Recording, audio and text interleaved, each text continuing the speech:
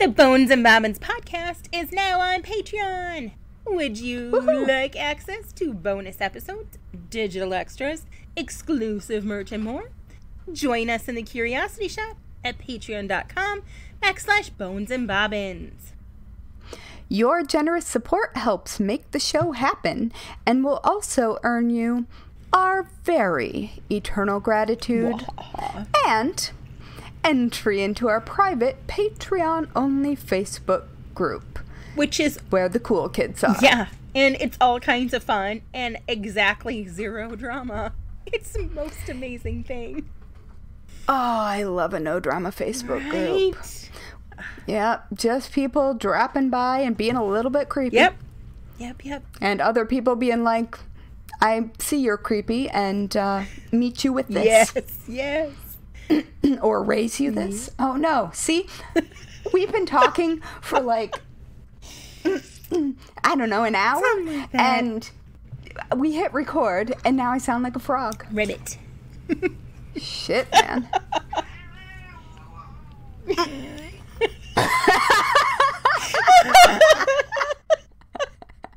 You tell him, Ron Swanson.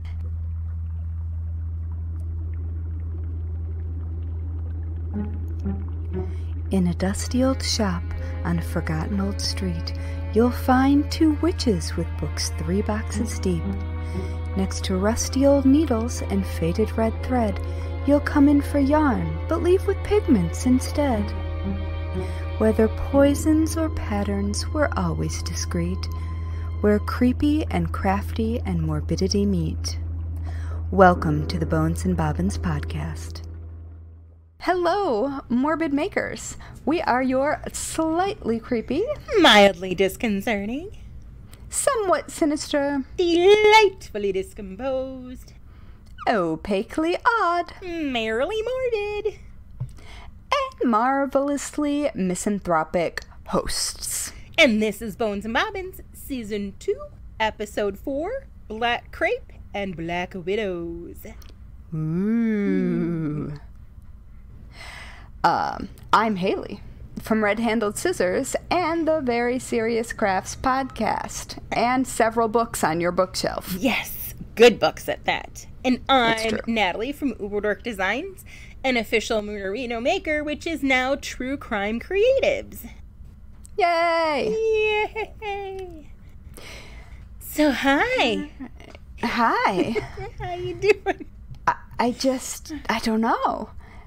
I think fine, except I'm turning into a frog. I don't know. Podcasting just does that to me. Yeah. It's like a spell cast. That'll Anyway, happen. yeah. So it has been a week of weather. Not weather like you're having, but just sort of a confusing mess. Because there's nowhere for weather to go in New York, it just sort of accumulates. Yeah. Because, well, let's be honest, I wasn't going to go outside anyway. But especially because I wasn't going to go outside. I finally watched the Elisa Lam documentary. So did I. Yes, wait, shit, what was it called? The hotel. Cecil Hotel. Yeah. Something or another. It's called Crime Scene: The Vanishing at the Cecil Hotel. Yeah. There we go. I mean, I've known about this for a long time, and I think probably most people who are into either true crime or paranormal know about it, because paranormal podcasters take it in a completely different direction than true crime podcasters. But it's fucking creepy. And it is. So if you aren't familiar, you're probably gonna wanna do a Google search, but the general idea is this student on break was traveling, and she ended up in LA at what is the Cecil Hotel, but was rebranded as something else at the time. And she disappeared. Like, completely disappeared. Yeah. Like, disappeared. Like, cops showed up with dogs, didn't find her, disappeared. And it's a massive, massive hotel. And it is. And an infamous one at that. I mean, it is. It's got quite the history to it, especially the Night Stalker was Richard Romero, right? Right? Yeah, Richard Ramirez. That's it. He himself lived there for quite some time. Yeah. Yeah, there have been quite a few serial killers active there, but yeah, so it's not an ideal place, and it's right near Skid Row in LA, and I've stayed at the Biltmore, which is also well, it used to be an extremely, extremely fancy hotel and is the last known sighting of the Black Dahlia. Yes. And so I've stayed there, which is also very near Skid Row, but I'm not sure where they are in relation to each other. But it's the kind of area where you don't walk. Right. Like, people get nervous if they see you walking. Like, I walked to Taco Bell or something. I don't remember. I was there for a book show back when I was in book publishing. And I walked to get something to eat, and people who were experiencing homelessness crossed the street and looked at me like I had three heads. Yeah. And I was like, Taco Bell. Right. But how else was I going to get there? Yeah. But yeah, they get real confused about New Yorkers who walk everywhere. Yeah. But yes, it was getting dark too, and so it was pretty clear the beginnings of how dangerous that area can be at night were starting to show. Yeah. And so all that is to say, this isn't the kind of place where you generally would wander. Right. But it's not, I mean, LA broadly. Right. Isn't. But as a student from Canada, it was super freaking cheap. And if you didn't know, I mean, she was young. What, 23, I want to say? She was young. Yeah, and she was 22 or 23, I think. And it would be very easy for her to not know the history behind this hotel and definitely the area. And it's weird having such a crazy history in what is essentially a 700-room hotel. But by that point, yes, some of the rooms were more like hostel than actual rooms, where there'd be more than one person in it and you didn't know them and you shared a bathroom in the hall. It's so weird, the different types of rooms and stuff that exist in this building, and just hearing some of the history about it in the documentary was kind of interesting. Yeah, it's definitely, I don't know, it's something. It is. I guess they are relatively nearby. And apparently there are conspiracy theories involving the Black Dahlia and the Cecil Hotel as well. Yes. So that's the rabbit hole I will go down at some point. Mm-hmm. But, so yeah, and the Cecil Hotel was also a residential hotel. Mm-hmm.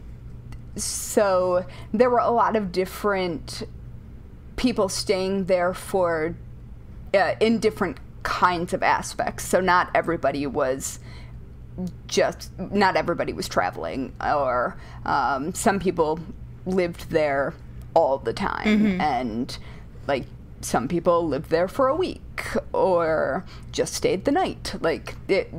There was a lot of different things happening, and the place already had a rather sinister reputation. So when this girl went missing, it became a very big deal.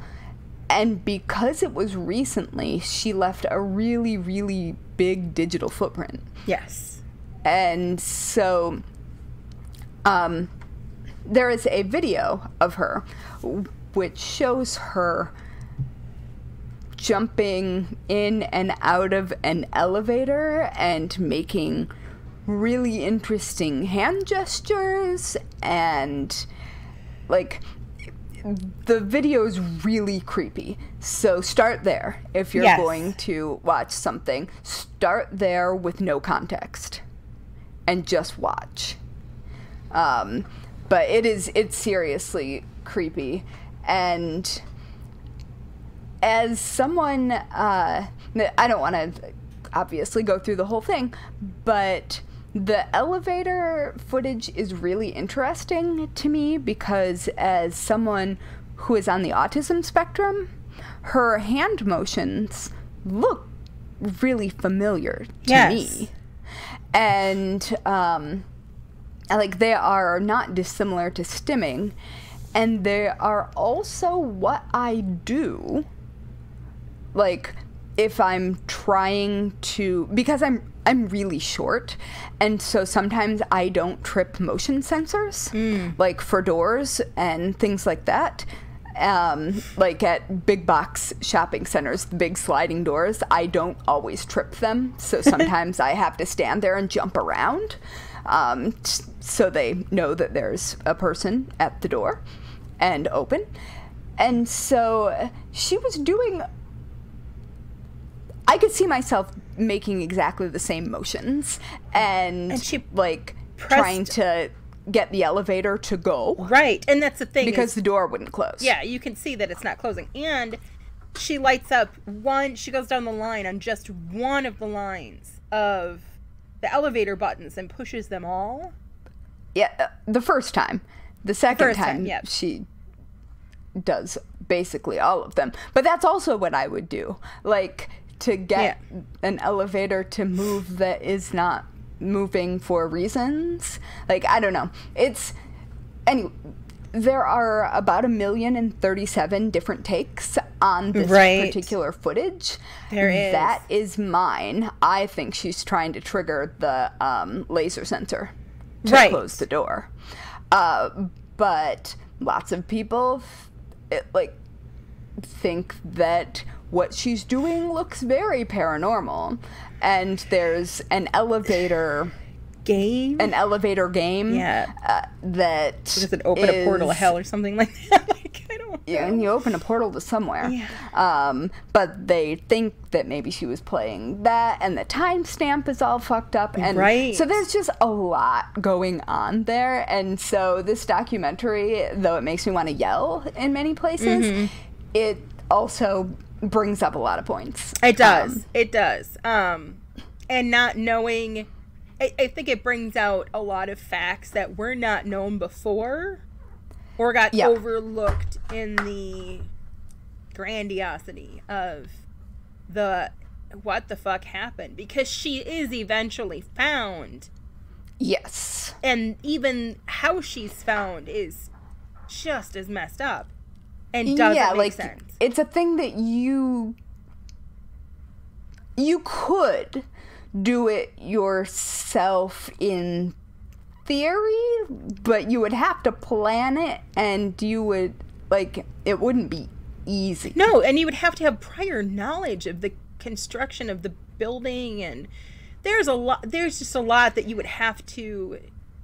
Well, I think anybody who's lived in a big city would expect water towers on a roof, because any building that's over a certain number of floors has water towers on the roof, because that's how they maintain water pressure on the upper floors. Is that a universal thing? Because she's from Canada. Yeah. I don't know if that's a she's from Vancouver, which is pretty city, the big city. So... yeah, I mean, it's not like New York City, but it's... Right. I've been there. I just remembered another Cecil Hotel thing. I want to say it's the 5th season of American Horror Story. The one with Lady Gaga in it that takes place in a hotel, even though part of the plot line is based on H.H. Holmes, which we've covered.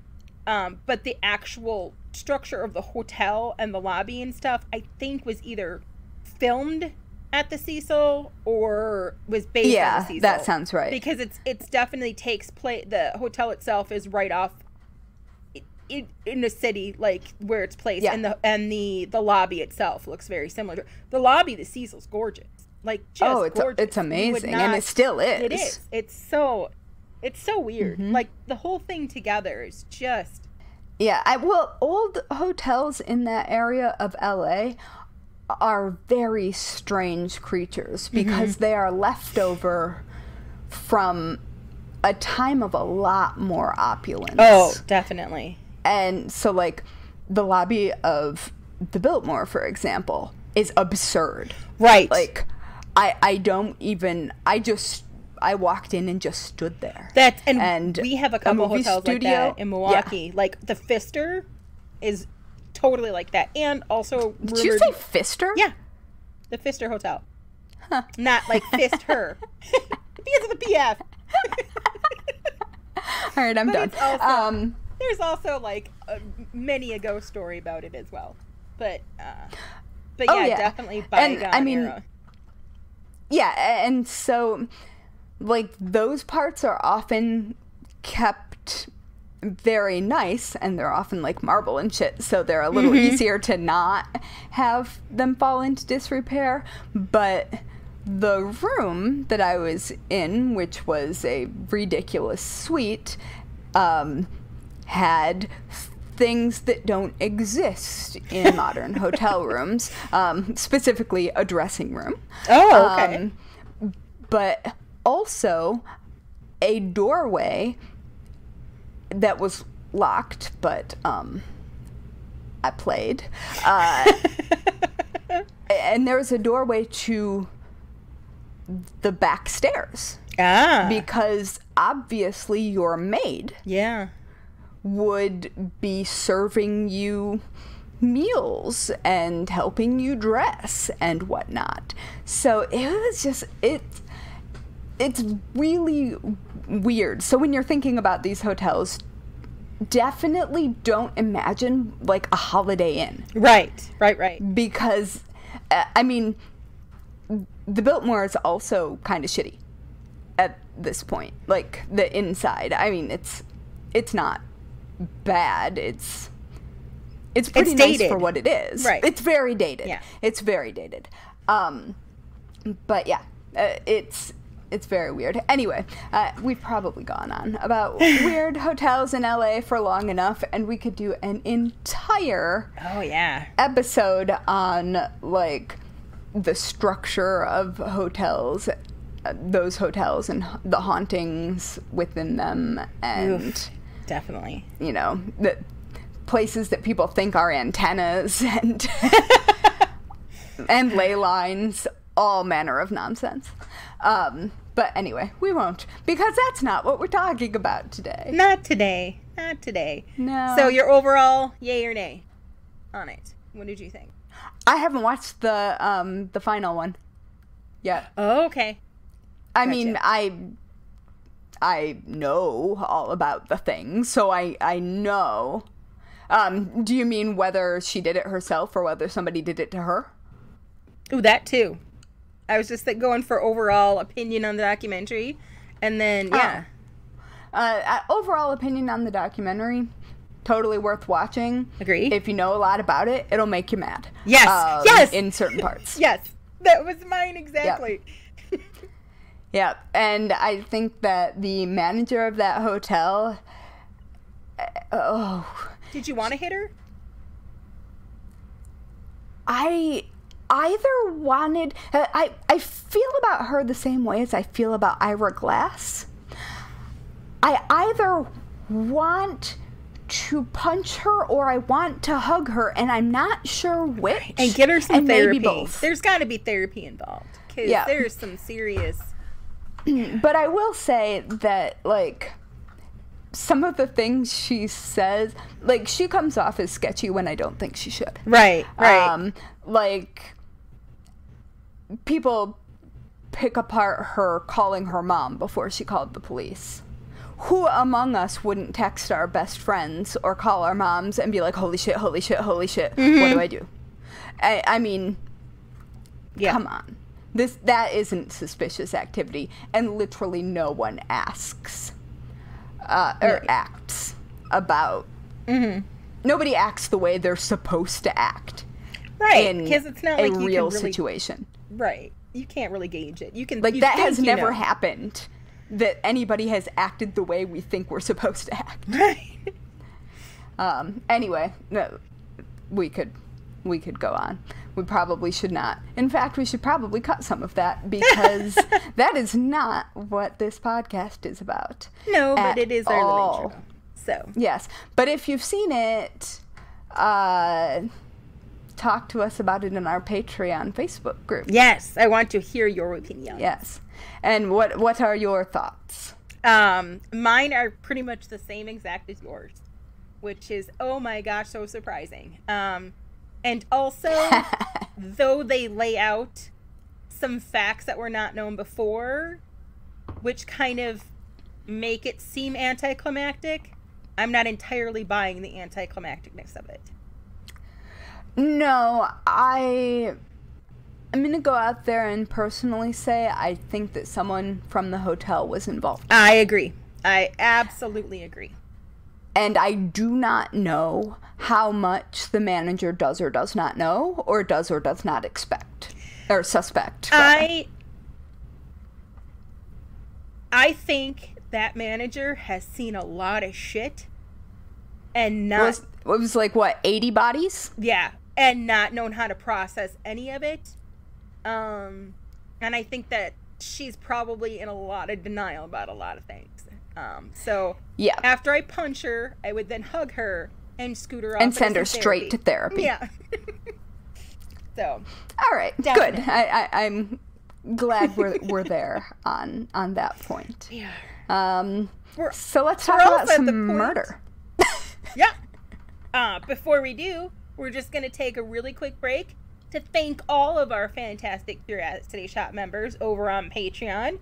If you want to be one, this is the point of the podcast where we would give you a totally wait, nope, that's not right. Totally normal, not at all creepy. Welcome to our group, but we don't have any new ones. We're not this awkward. Time. Yeah, and awkward as shit is how we roll. Yeah. But yeah, so thank you to our Curiosity Shop members. You guys are the absolute best, and we would totally go explore hidden old graveyards in the woods or possibly the Cecil Hotel. Right? You. Absolutely. The back stairwell. Just saying. That somebody may or may not know how to pick the lock to get into. Totally go in there with you. I don't think it was locked. I think people used it for smoke breaks. Oh, yeah. For sure. I'm just going to throw that out there. I totally see that. So, yeah. Good times. Anyway. Welcome. Or somebody crawled out a window. It's not hard to get on a fire escape. That is the literal point. Right. Exactly. Oh, so true. Anyway. So. You could argue about whether or not it was a fire escape or backstairs, but... Okay, anyway. Murder. Not that murder. Not that or potential murder. We're talking about some female crime. With this, what? Well, we're talking about some. We're talking about some Black Widows.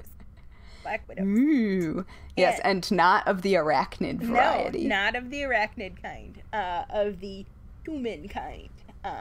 And I just want to say, holy hell, there are so many different definitions and interpretations of what a Black Widow is on the internet.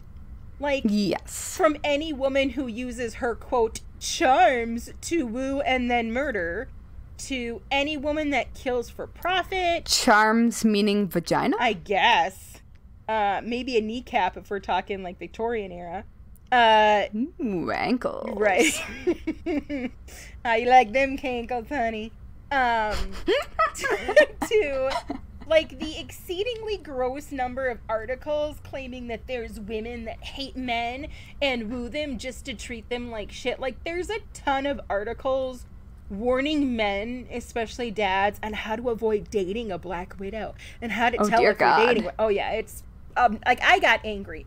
I got stupid Get over angry. yourself, men. Right. Yeah. The vast majority of us would not take the time to plan out your death. We're so sick of your bullshit. We're not trying to find another one. We're just trying to find one that goes against the bullshit. Like, we're trying to, we're trying to elevate.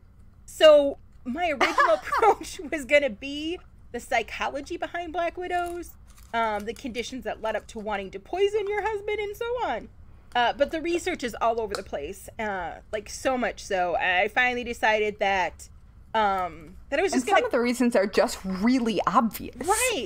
Like, old school Black Widows, which it's so like, funny. because men. Right, because patriarchy.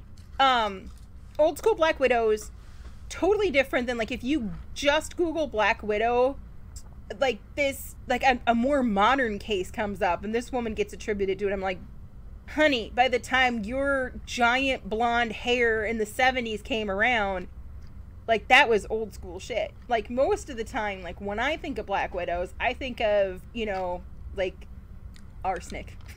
Just arsenic. But anyway. Strychnine. Right. So, I'm going to talk about... soaking that flypaper. The pure and original definition, and where it comes from, is... basically the female spider with the same name who mates and then kills. So that's the definition I'm going with. Now, my favorite OG Black Widow goes back to the 1500s, Lucretia Borgia. And she kicked off the fashion of a ring with a secret compartment for poison in. In fact, the whole Borgia family, deep dive it sometime. But Lucretia was said to use hers to kill husbands and political rivals. But I was super shocked. A ton of newer research indicates that she was most likely just a scapegoat and didn't actually murder any of them.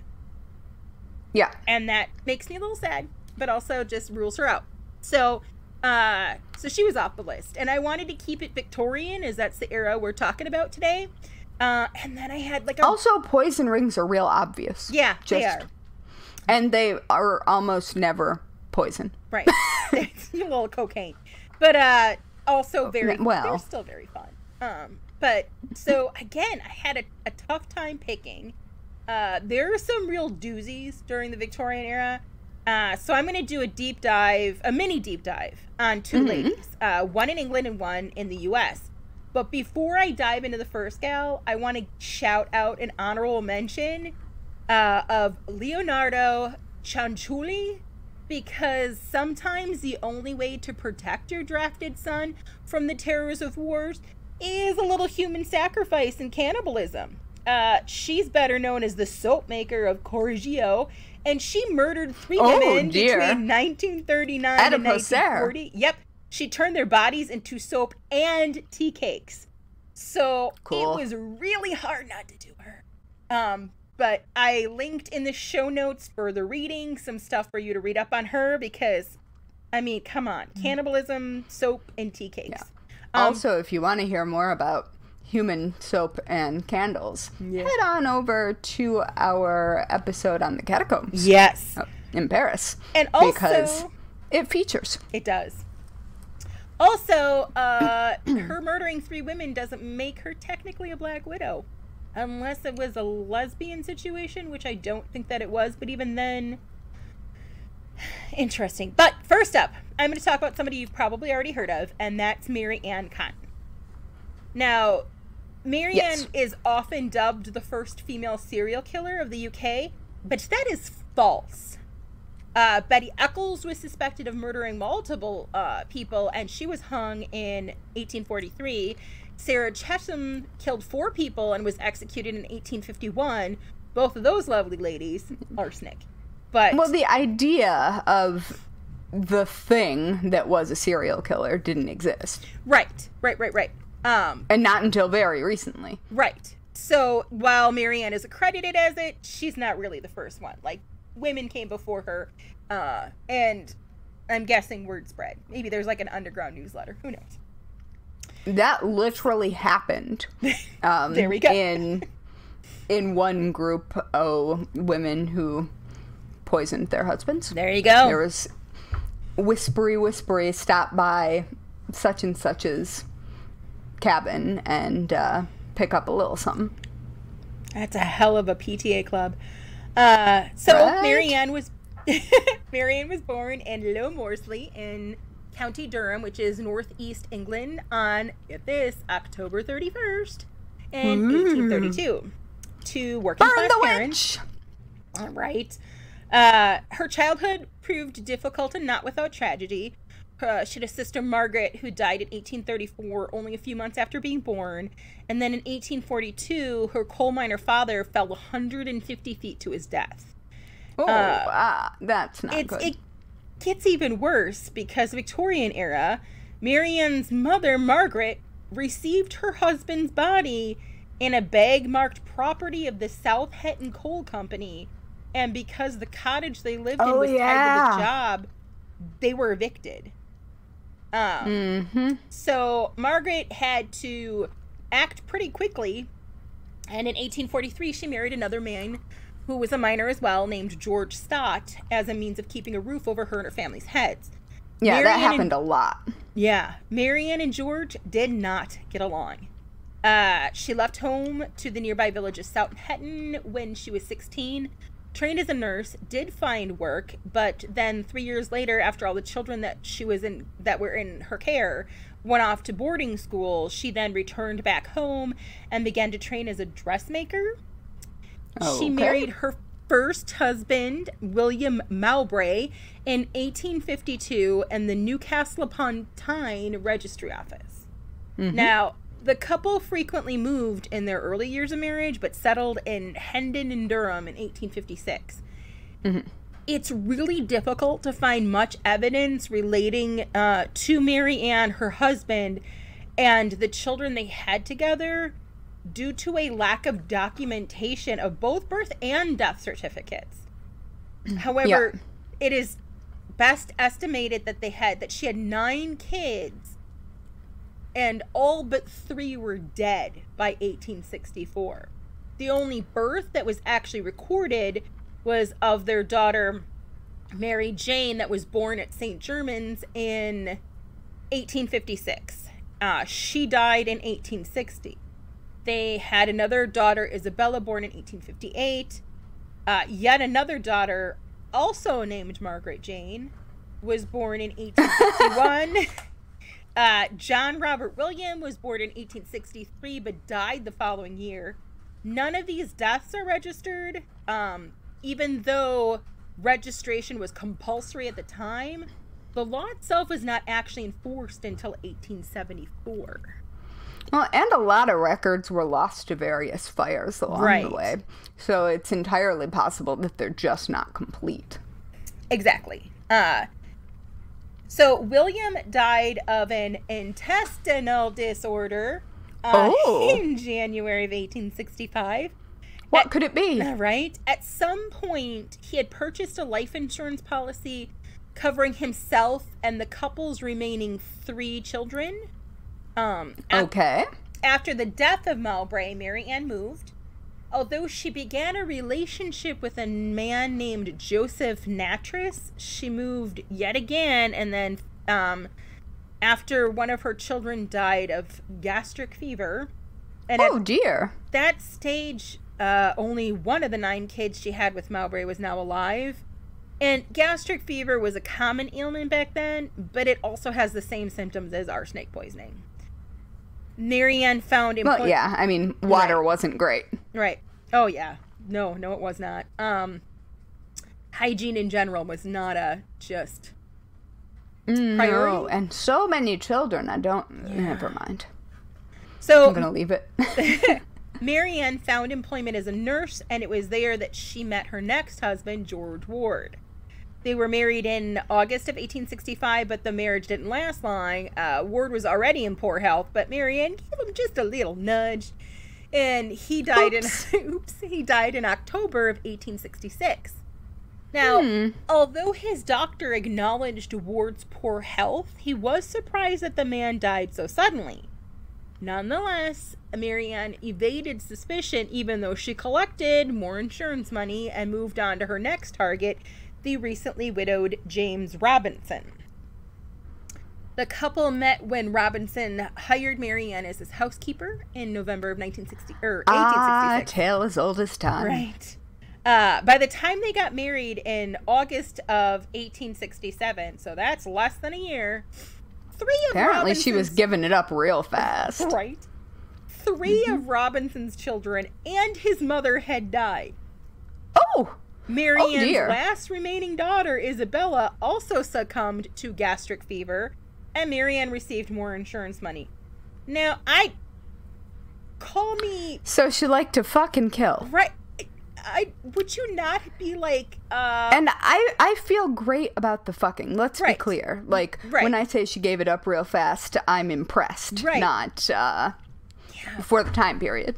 Not judgmental. Right. Totally. So she had 2 children with Robinson, but the first one, Margaret Isabella, died within a few months of her birth. I gotta say... Wait, how many are we up to now? I don't know, but how many of them are named Margaret or Isabella? Like, seriously? I gotta say she wasn't really creative in the name department, which makes me sad because... I think that was really normal it's back then when child mortality rates were so high. Right. It's clear that she knew she wasn't going to be attached, or she didn't want to get attached. The kid factor makes me want to punch her hard. So Robinson didn't seem to link Marianne with the numerous deaths in his family, but he certainly became suspicious when she became overly insistent that he insure his own life. Then he found out that she owed 60 pounds and had also stolen 50 pounds she was supposed to put in the bank. And that's pounds. And that's a lot of money at the time. It was. And you know what? I looked up a whole bunch of how much that's worth now, and I didn't look those up. Whatever. So he decided to then throw her out of their home and retain custody of their only surviving child, George. However, the couple did not because divorce. She killed everybody else, but because of the money. Yep. Of the money. Okay. Yep. So Marianne was destitute, barely surviving on the streets, bailed out by her friend. What's her friend's name? Fucking Margaret. Who introduced her to her brother, Frederick Cotton. Can we just call her Maggie or something? Seriously, there's so many Margarets to keep track of. So Frederick was also a widower who had lost 2 of his 4 children. In March of 1870, Margaret, the friend, died from a mysterious stomach problem, which allowed Marianne to then sink her claws into the Cotton family. Well, because those kids need a mother. They do need a mother. So the couple was married in September of 1871, but since Marianne had not divorced Robinson, it was a bigamous marriage. They had a son named Robert. Oh. It gets real crazy now. So they had a son named Robert Robert Robinson, come on guys, in early 1871. But Marianne discovered that her former lover, Natras, he lived 30 miles away in the village of West Auckland, and he was no longer married. So she persuaded him to move his family closer. And in December of 1871, Cotton died of gastric fever. Once again, she profited from the insurance policy. But the relationship then moved on to Natras, but it didn't last very long because he died in 1872 from, you guessed it, gastric fever. Is it possible that all of these people just did not know her for long enough to know I'm guessing about all of the death? I don't even know. Like, seriously. And like the one who was suspicious about the life insurance. Right. I mean, I think that you would be real careful. Right? So that he died, of course, right after amending his will in Marianne's favor. Oh, of course. by now, she had become pregnant with a child by an excise officer named Richard Quickman. So, I mean, she's, get that, D. right? But maybe use protection. I don't think that was possible. I know. By the time, well, I mean, actually, yeah, it probably was at that point, but it was reusable. Right. Yuck. It wasn't the best, but whatever. By the time Nattrass died, Mary Ann had poisoned Robert, her infant son, with cotton, and Frederick Jr., her stepson. Despite all of the deaths, there were still allegedly no evidence against Mary Ann, and she was completely free from some suspicion, which I don't understand. Are we up to like 14 or 15 kids at this point? At least. And wow. This is where she got a little overconfident and made a giant freaking oopsie. So, as... It always happens. Right? As Nattrass you get a little comfortable. Exactly. You let things slip. Let things slip to, I don't know, a religious person. Yeah. So, Nattrass had very few possessions. So I'm guessing she just went after him because she must just really liked him. She didn't care a whole lot about the money, but of course she made sure she got something. But she was once again in financial difficulty. Apparently, what was she spending her money on? That's another question I have. Was she just buying arsenic? It can't be that expensive. Is she funding her arsenic habit? I mean, it's rat maybe poison. Maybe went to protection. It might have been more expensive back then. I have no idea. But I wondered that as well. you only bought one. Yeah. I don't know. I wondered that as well. Especially while she was married. Why would you have to steal from your husband? Like, I don't understand that. Maybe, I feel like maybe she had like a clothing or gambling problem. I feel like I maybe heard that someplace else, but that would make sense. That is not true. So, apparently Mary Ann complained to a parish official named Thomas Riley that her stepson, Charles Edward Cotton, was preventing her from marrying Quickman. That's the guy that put the bun in the oven. Quickman? Yeah. Apparently he well. he lives up to it. So she asked Riley if he would commit Cotton to a workhouse, and when the suggestion was rebuffed, she said this to Riley: "I won't be troubled long. He'll go like all the rest of the Cottons." Within a few days, Charles Edward died. And when Riley found out, he was like, excuse me, Mr. Doctor, sir, before you write that death certificate, you may want to, I don't know, fully investigate that death. And an examination of the body revealed arsenic in his stomach. Further exhumations on the bodies of two of Cotton's other children and Nattrass found traces of poison as well. And see, that's the problem with heavy metal poisoning. Yep. Like literal heavy metals. Right. It sticks around. Like, it's not. Yep. So she was finally caught. She was charged with the murder of Charles Edward Cotton, and her trial began in March of 1873. Her attorney tried to argue that the boy's death came as a result of accidental inhalation of arsenic from the wallpaper. However, well, I don't. Were they that rich? Not if she keeps spending money. Like, however, maybe that's what she was spending money on. Right, the wallpaper. Maybe it was just arsenic green everything, all arsenic all the time. However, the judge allowed the prosecutor to use evidence from the deaths of Nattrass and two of the Cotton children, and ultimately, the overwhelming evidence sealed Mary Ann's fate. She was found guilty and sentenced to die. She was hanged at Durham County Gaol on March 24th, 1873, but it was a bungled execution. Damn. The trap door wasn't placed high enough to break her neck. She only fell 2 feet, so the executioner had to push down on her shoulders. After 3 minutes, she died of strangulation. Now, I would consider this brutal, but the bitch killed kids, so I think it's fitting that she suffered. That's just me. Yeah, the thing is, I wonder if the court knew about the 4 other families she had. I don't know. I mean, especially if there's not birth and death certificates, there's probably not marriage certificates. If she moved far enough away. I mean, that would be registered at the local. Right. Like, marriage was usually registered because you'd need that to inherit. Right. So, Mary Ann Cotton did not actually confess to a single murder. And while the true number of victims is unknown, most sources believe that she killed up to 21 people. And that is the brief trip down Mary Cotton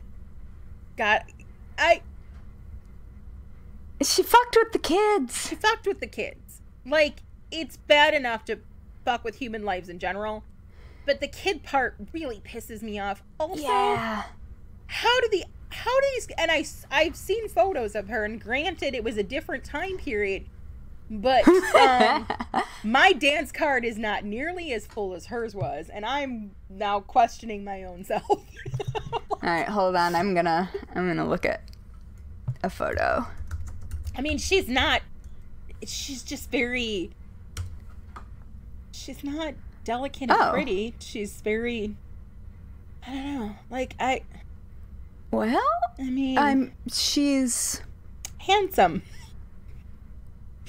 She is handsome. She actually, she has a very square jaw. Very strong features. Yes. I don't know. Oh, here's an older picture of her. Let's see. 19-year-old her was fine. Her husband looks like Abraham Lincoln. Right. She's not exactly a stunner, but clearly doing something and nobody right, aged well at that point. Oh, no. Anyway. I saw, her at 40, I was like, that's what 40 looked like back then? Oof. Well, I mean, that's what 40 looked like when you were committing a bunch of murders and trying to cover them up. Right. And plus Victorian times. I mean, people are aging quickly. So, next up, we've got Tilly Klimek. Tilly is allegedly Chicago's most prolific female serial killer. Tilly was born Otylia Gubrick on October 22nd, 1877 in Poland, and came to the U.S. as an infant with her parents, where they would settle in the Little Poland section of Chicago. Okay. Now, not a lot is known about Tilly's childhood, because again, I mean, it's 1800s. Documentation's not quite as good, and I'm sure that they weren't expecting her to turn out the way she did.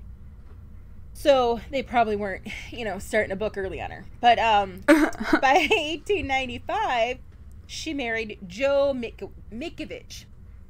So the marriage seemed to be a happy one. Like, they were super liked in the community. Everybody thought they were great. Tilly earned a reputation as a really good cook, who also had the uncanny ability to predict impending deaths. These predictions came to her... Why is it always the cook? Right. These predictions came to her in dreams, and boy, did Tilly have many of them. Now, usually the dreams were of stray dogs that annoyed her, or an argumentative neighbor. However, the Stray dogs? Yeah. Oh, no, now that's a line that... Yep, that's... I draw the line. That's the line that she... Yeah. That's the one line she crosses that I'm not keen on. Because pets are even more innocent than... As innocent as... They just don't fuck with the kids and the pets. It's not that tough. No, so, the internet says no. At the time, the world would come to know that Tilly wasn't really having premonition, you don't say. She was merely stating times of death and penciling a murder in her schedule. Okay. At the beginning of 1914... At least she was organized. Seriously. At the beginning of 1914, Tilly began telling friends and neighbors about a new vision. She dreamed her husband Joe was sick and would die within a few weeks. It was no. No. It was no surprise then when that dream came true on January 13th, 1914. The coroner listed the cause of death as heart trouble. Tilly collected around $1,000 in life insurance. That's around $26,798 now. Okay. Tilly did not take long. Now remember, January 13th, 1914, he passed away. This chick married Joseph Ruskowski. Ruskowski. Yep, Ruskowski. On February... You are from the Midwest. Get on that. Right, I know. I should have the Polish names down. But so she married Joseph Ruskowski on February 27th of 1914. And that was permissible if you needed so cool. the financial support of a man. Like, if you had kids to support. I don't think she did. Like, all I know is she had a month of grieving and that was it. Once again... That's not how that worked then. Right. Once again... Damn. Began to tell people her new husband would die. Joseph, who was the picture of health, started to get marry someone who keeps getting death visions. Right. Like, that is not sexy. I mean... No, it's not. I have been a 20-something-year-old goth. Yes. So, I can imagine a way in which that might be a good pickup line. Yeah, but... not in this case. Like, I don't... No. Death Oracle? No, thank you. Right? So, poor Joseph started to get sick by May. Just as Tilly predicted, Joseph passed away on May 20th, and he left Tilly $1,200 in cash and $722 in insurance, which is about $51,506 now. Oh, Joseph. Right? Now, shortly after Joseph's death, Tilly sought comfort in the arms of another man. That would be Joseph Guskowski. Oh, another Joseph? Yep. Okay. Now, his sister Stella enjoyed candy with her brother and his new sweetheart. Both of them became violently ill, and Tilly's latest beau died, which I'm confused about because why would you kill him off before the insurance policy? Like, that one's a... I mean, maybe it's so there isn't a reason for those murders, so it sort of breaks up the trail? True. Throws it off. So, that... I don't even maybe she just liked doing it. Right? Or she was testing a method. She married yet again in March of 1919, this time to Frank Joseph Kupchik. Now, probably... She just likes the Joseph name. Now, the couple lived at 924 North Winchester Avenue in Chicago. This address is important because Tilly lived there with a man named Myers before who happened to go missing. I wonder where he went. Right? When Frank moved in, Tilly again assured her neighbors he would not live long because psychic. Because she assured them? Oh, yeah. Like they were concerned I that guess. maybe she might have to deal with a long-term spouse? Right? Because, asshole, she taunted Frank with this prediction. It'll be any day now, she boasted as the man started to feel sick. He has 2 inches to live, Tilly told her neighbors as if she knew it for her fact. Frank... What? Right? How was that not real obvious? I don't know. How did Frank not know? Frank grew weaker each passing day. Tilly asked him to take out a life insurance policy, and he complied. Tilly took the opportunity to purchase a $30 coffin she saw in an advertisement, which is $804 now. Tilly asked the landlady, Martha Westlake, to store the casket in the basement.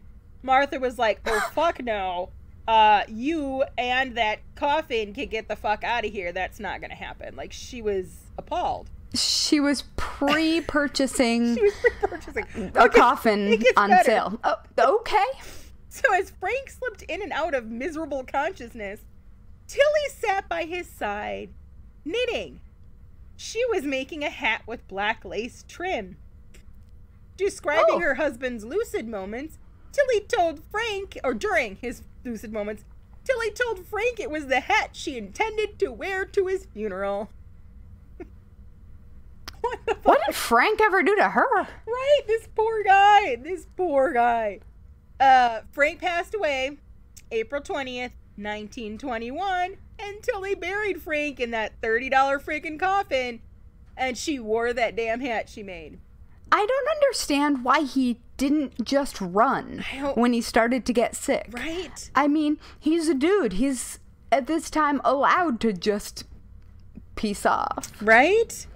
I The coroner listed bronchial pneumonia as Frank's cause of death, and once again, Tilly collected on his life insurance. This time it was only $675, which is like $18,089. Oh, well. Now, it seemed Tilly had lousy luck with men, and she was sort of a legend of her time in Little Poland, known equally for her cooking, premonitions, and subsequent widowhood. It was pretty surprising when she found a fourth man willing to marry her ass. This marriage, though, would finally be her downfall. Tilly celebrated her fourth wedding on July 30th, 1921, to a wealthy man. Guess what this wealthy man's first name was? Oh, I'm gonna go with Joseph. Yep, Joseph Klimek. Although he was a man. Wait, wasn't that the last name of the last guy?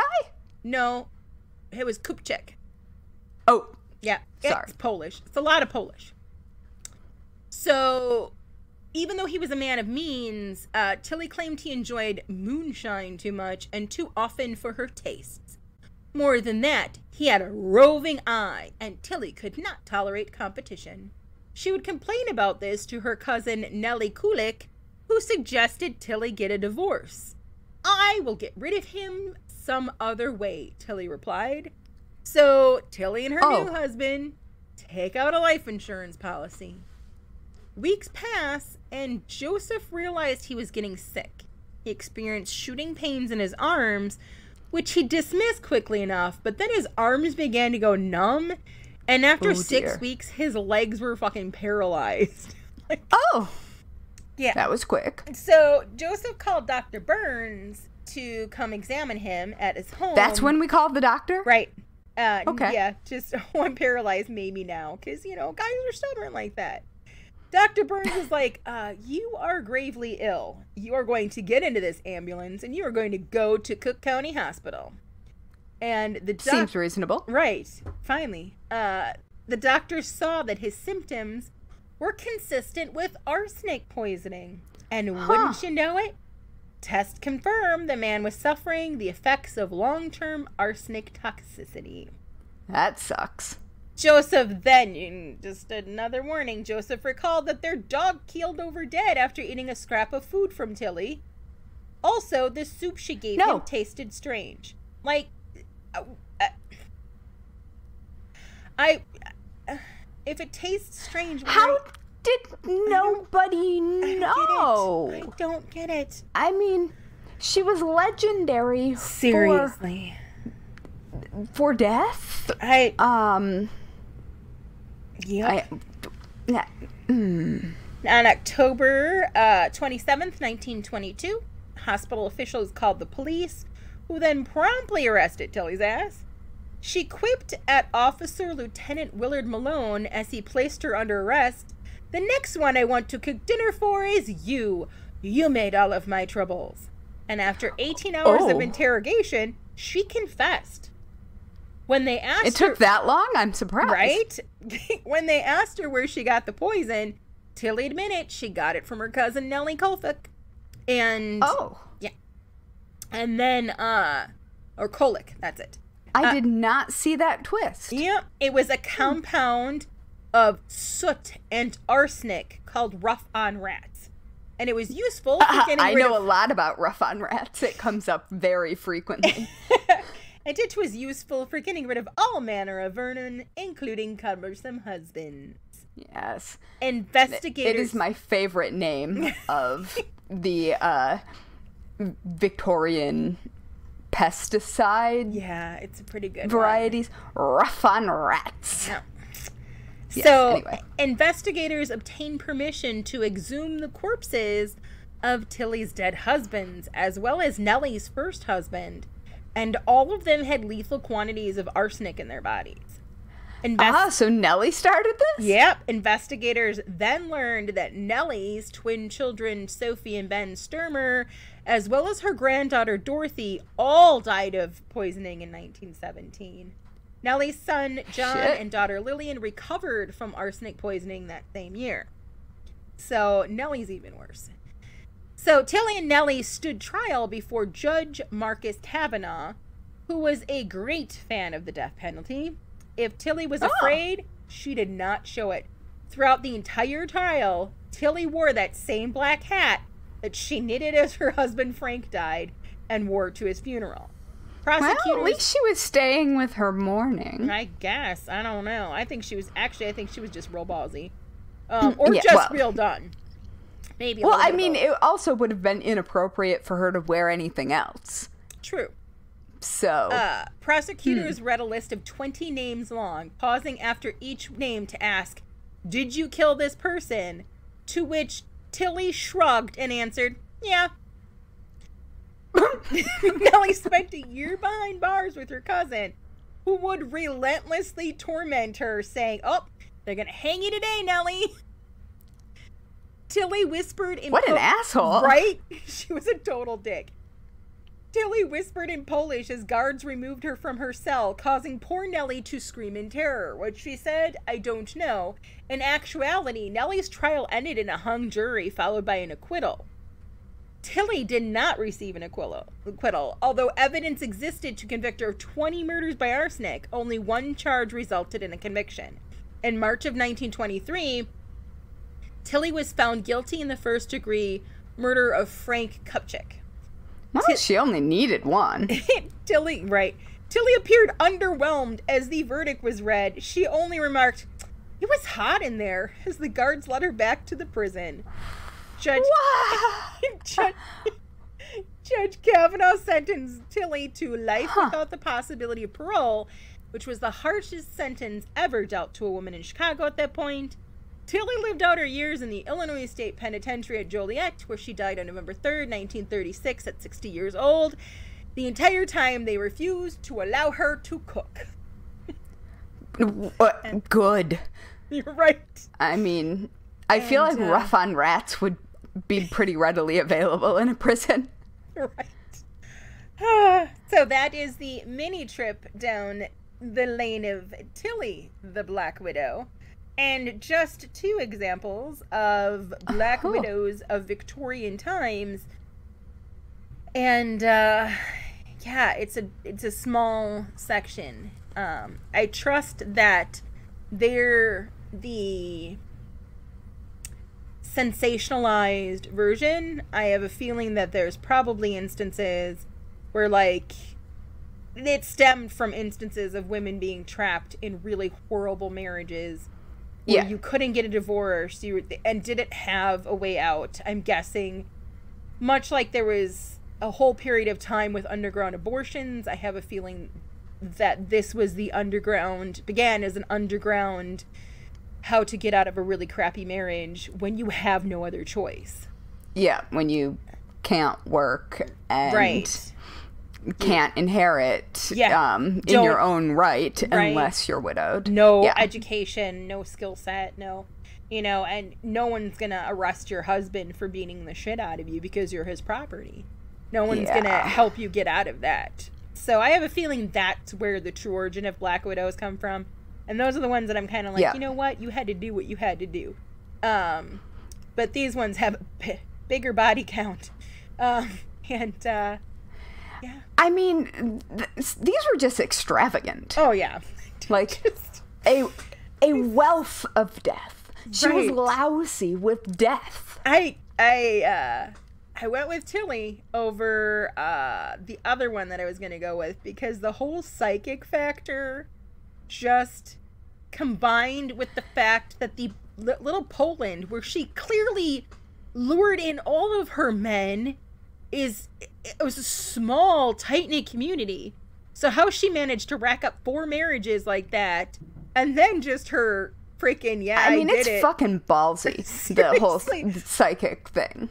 And her $30 coffin and freaking knitting her hat while she was a piece of work. I could see the argument that you needed to be prepared. Like, if it was clear that it was going in a certain way, but that's pretty just... Tilly had some... That's brazen. Yeah, she had some giant cast iron balls, and she just whipped them out. She was pretty, too. I'll pop up a picture. Was she? There's some pictures where she looks, she's Polish, has the strong jawline, but there's one photo of her where she is super pretty. She's got a hat on. She had very bright eyes. I will pop it in the graphics folder so we can use it, but... So I can see looking her allure, for the but at photo. Yeah. I've looked at her before. But at the same time, it's like, dude, again, like, how is dating harder now? Like, I've not killed anyone. I'm really glad to hear that. That I'm aware of. But yeah, like, the fact that these women just racked up the men, like, I don't recommend life insurance as a career in the terms of receiving of it. I'm guessing though that how they did it was sex. I assume. I guess. I mean, sex and the values of the time. Where if you're in a small community and they know you're shacking up with somebody, like... This is how I would have done it. Oh! I would have been the first female life insurance seller. And I would have reached out to all of the women stuck. I would have been the underground, your husband beats you? Let me tell you a little story. This is how you do. He comes to me, I give him a life insurance policy... You give him a little arsenic over time, bada bing, bada boom. I'd have helped him. And then that's how I would have made my money. It would have been fine. All right. I don't think you would have been allowed to issue insurance. Probably not. I'd have fought that. I'd have been super... Yeah, I would not have fared well. No. Well, I mean... I'd have been burnt as a witch. I'd have been like, that's it. Yes. Well, not at that time, but... Stoned, hung. I would not have had 4 men. I feel like I might have. I don't follow rules very well. I don't like to be told what I can and cannot do. No. It makes me real feisty. I believe, there would have been laws written because of me. Yep. And I think that we would have broken many together. Oh, yes. Oh, yes. Yep. Good time. Yeah. I mean, I could see setting myself up in some pretty solid drag so I could sell the insurance. Yes. Oh, yes. Yeah. Anyway, let's. I would constantly play the grieving widow in your waiting room, so people knew that you were legit. I'd be like, I love it. Also, we're not gonna kill anybody. No, not today. No. Just to be clear. Yes. That creates a lot of paperwork. It really does. It requires a lot of effort. Yep. Which is why probably your general woman of the world is not interested in killing you. Right. Because you are not worth the trouble. Dude, seriously, like, there's days I don't want to do the dishes, let alone, clean up a crime scene and get rid of a body. Oh, come on. That's so much work. So much work. And, yeah, no, maybe if you lived in Florida and could just throw somebody in the Everglades. True. But also a pandemic. Like, you know. Yeah, that's risky. Mm-hmm. Yeah, no, I don't understand how either of these women managed to acquire that many love interests. Also, I have 2 children, and I am tired all of the damn time. I can't imagine having 9 and still carrying this nonsense out. Like, where did she get the energy? Well, it's kind of hard. I assume that both of these women were lower middle class-ish, or... They both grew up in working families. I mean... Yeah, and, like, sometimes married up a bit. Still, that's a lot of kids. I mean, I guess at some point you can just make the older ones take care of the younger ones. Right, but you're always pregnant. Ew. Like, that takes a toll on your body. Mine are... Not if you're 19. Mine are 15 months apart. That was rough. Like, I can't imagine. All right, fine. Yeah, I'm just saying, there's so many things that...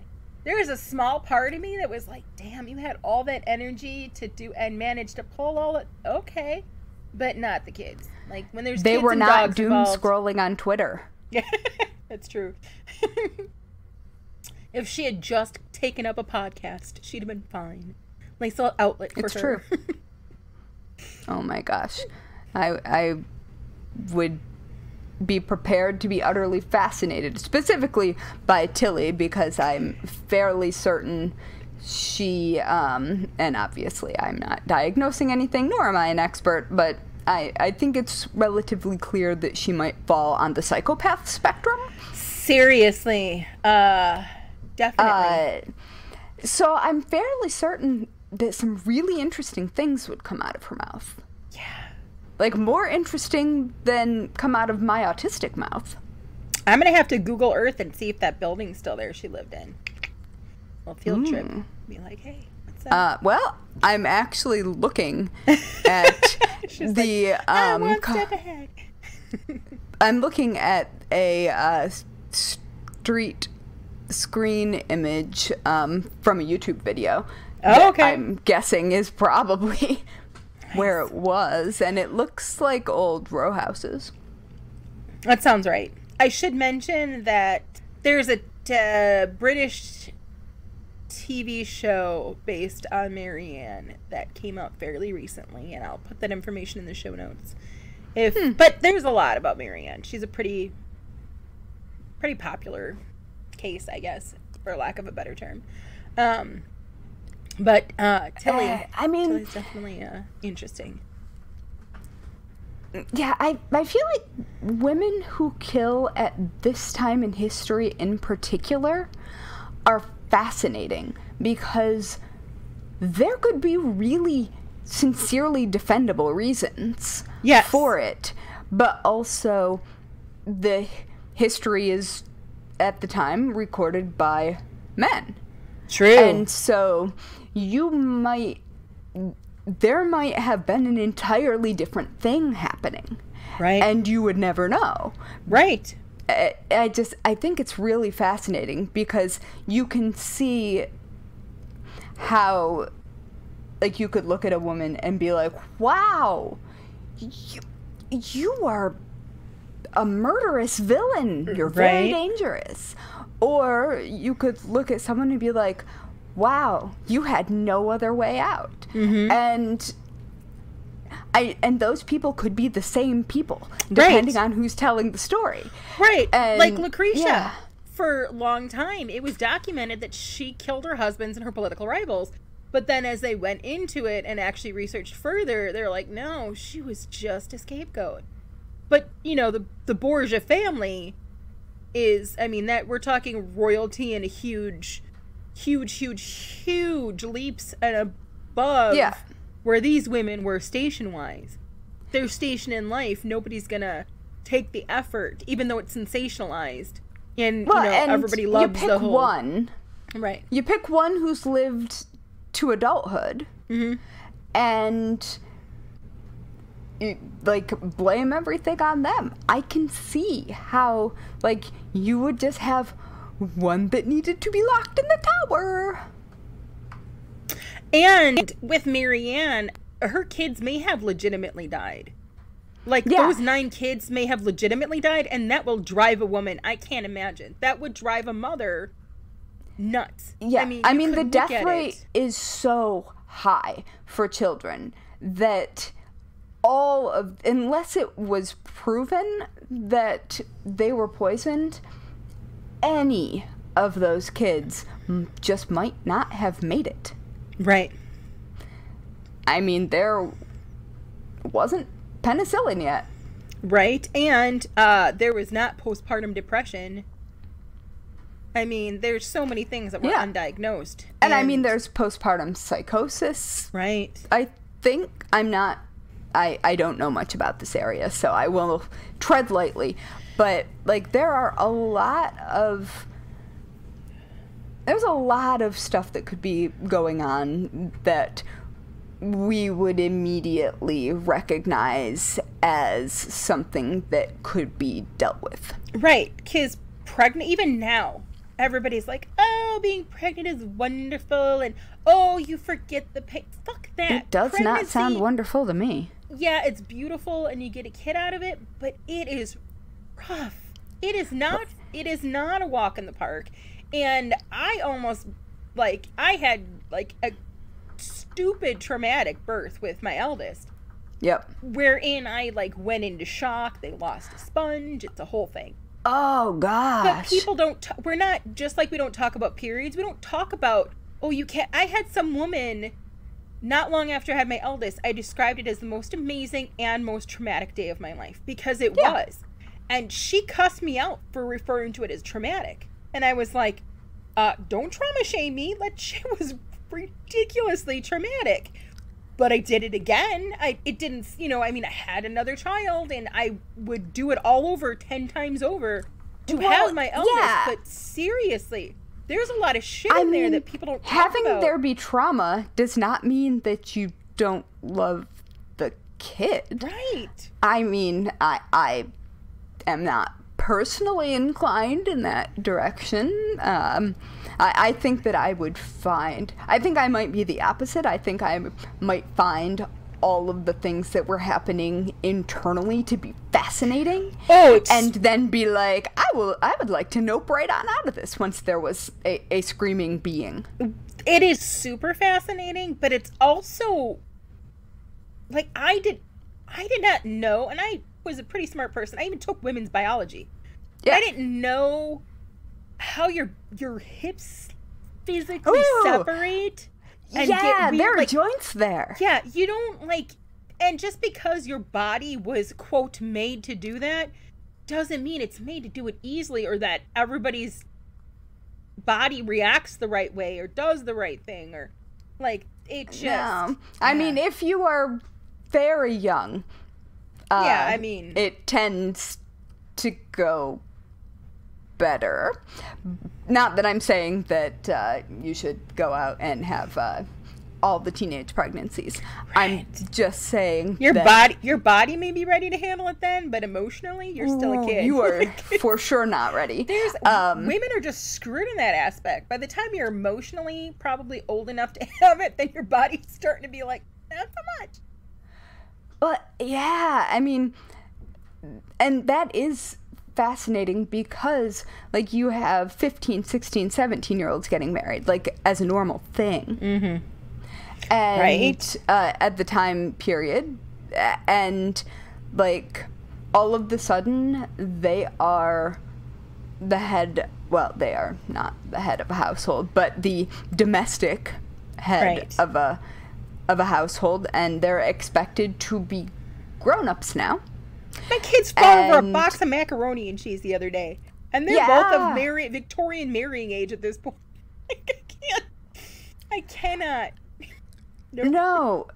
And I find that to be really fascinating. I mean, I guess the circumstances would be as such that you would grow up much faster. Right. I mean, this is a time when children worked in workhouses and in factories. Right. Like, we're talking 5-year-olds. Which like, it's there true. There were 4-year-olds in tailor shops. But your brain were wasn't sewing. developing any quicker. Like, your life experience was there, but it's not like your frontal lobe was kicking in quicker. Oh, certainly not. But I think you're just mimicking what you're supposed to do at that point. It's the ultimate fake it until you make it at that point, I think. Yeah, I mean, life expectancy was shorter. I would really be interested to know, like, chemically, what is happening, and what timeline it's happening on. Yes, I agree. Totally. Because, I mean, we grew up with people talking about chemicals making the onset of women's periods happen way, way younger. Mm-hmm. But I feel like the only thing we're looking at is like 1945 to 1980. Yeah. Because these were children having children, often. Yeah. Babies having I don't know. Like, it sort of blows my mind that it would be totally normal for, like, you and your mom to both have a baby. No. So weird. No. But yeah, Anyway, So now you see why the psychology of it was like that. It's case by case. I think you would have to sit down and definitely look case by case as to these people. The answer is yes and, maybe and, no but. Exactly. And I mean, some women were just homicidal. Right. Like, I kind of want to see what her people pattern was for the hat she knit for the funeral. I mean, that's the ultimate ballsy morning wear. Yeah. Well, I mean, I think she's wearing it. She must be wearing it in those photos. Oh, yeah. In the early photos. I don't know. So morning wear is also Tilly for the is wearing like a men's hat, right, with crepe around the band. That's interesting. Yeah, she looks... Although it may well have been a normal women's style at the time. I think that is the case. Because I think that there is a girl gang from about the same time that dressed in men's clothing and got up to no good. And they aren't wearing these. They're wearing, like, very different kinds of And those would be our headwear. besties. Oh, yeah. We're going to have to... What are they? The Teddy Girls? I think that's what they're called. And I think they're a little bit later than this. I think they might be 1920s. But anyway, they're awesome. And probably also deeply into crime. Yeah. Now that we've talked about Black Widows, it seems appropriate to go through actual mourning practices, attire, and timeline, like what would have been expected during the time, because those women weren't necessarily doing the thing that would be expected. Right. Or that would even be appropriate, although the closer to working class you get, the more appropriate it becomes to remarry immediately, although that does not absolve you from wearing mourning. So, what would that morning wedding dress look like? Oh, there are lots of half-mourning wedding dresses. There's a really cool one that... there's a video that I'm going to link to in an article from the Met show Death Becomes Her. The Met being the Metropolitan Museum of Art. And there's a lecture that is linked. Oh, nice. In one of their curators, and a woman who wore a half-mourning wedding dress after the Civil War. Ooh, I will check that out. Was shown, and the whole dress is shown. And nice. It's really interesting, and they talk about why she would have done that. And she didn't happen to have lost someone close to her, but it was out of respect for all of the people around her who had. Oh, wow. That's huge, then. Yeah. So, but there are rules, man. There are lots of rules. Yeah, I would not have done well. I would have existed just fine in this because it would take away things I had to worry about. Specific structure, I would know what to do socially. Makes sense. And I would forget. Yeah. There's so many rules. I would have to have them written down. Because you would have a whole wardrobe. Oh, gosh. All right, so let's actually jump into it. So, mourning itself, obviously, has existed as long as people have existed. And each culture has different customs and traditions for grieving a lost loved one, or head of state, or whatever you might be grieving at any given moment. But since covering global mourning customs throughout human time and space would require literal volumes of books, I'm going to focus on some of the most well-known years to modern history geeks, which would be the 19th century. So, yes, kids, we're talking Victorian mourning. Specifically, Victorian-era mourning in England and the U.S. as practiced by the upper and middle classes, because that is what you're thinking of when you're thinking of mourning. That simply was out of reach, often, financially especially, of people who were not wealthy. So let's keep that in mind as we're going through the customs, that we are definitely talking about people who had money to spend. All right, so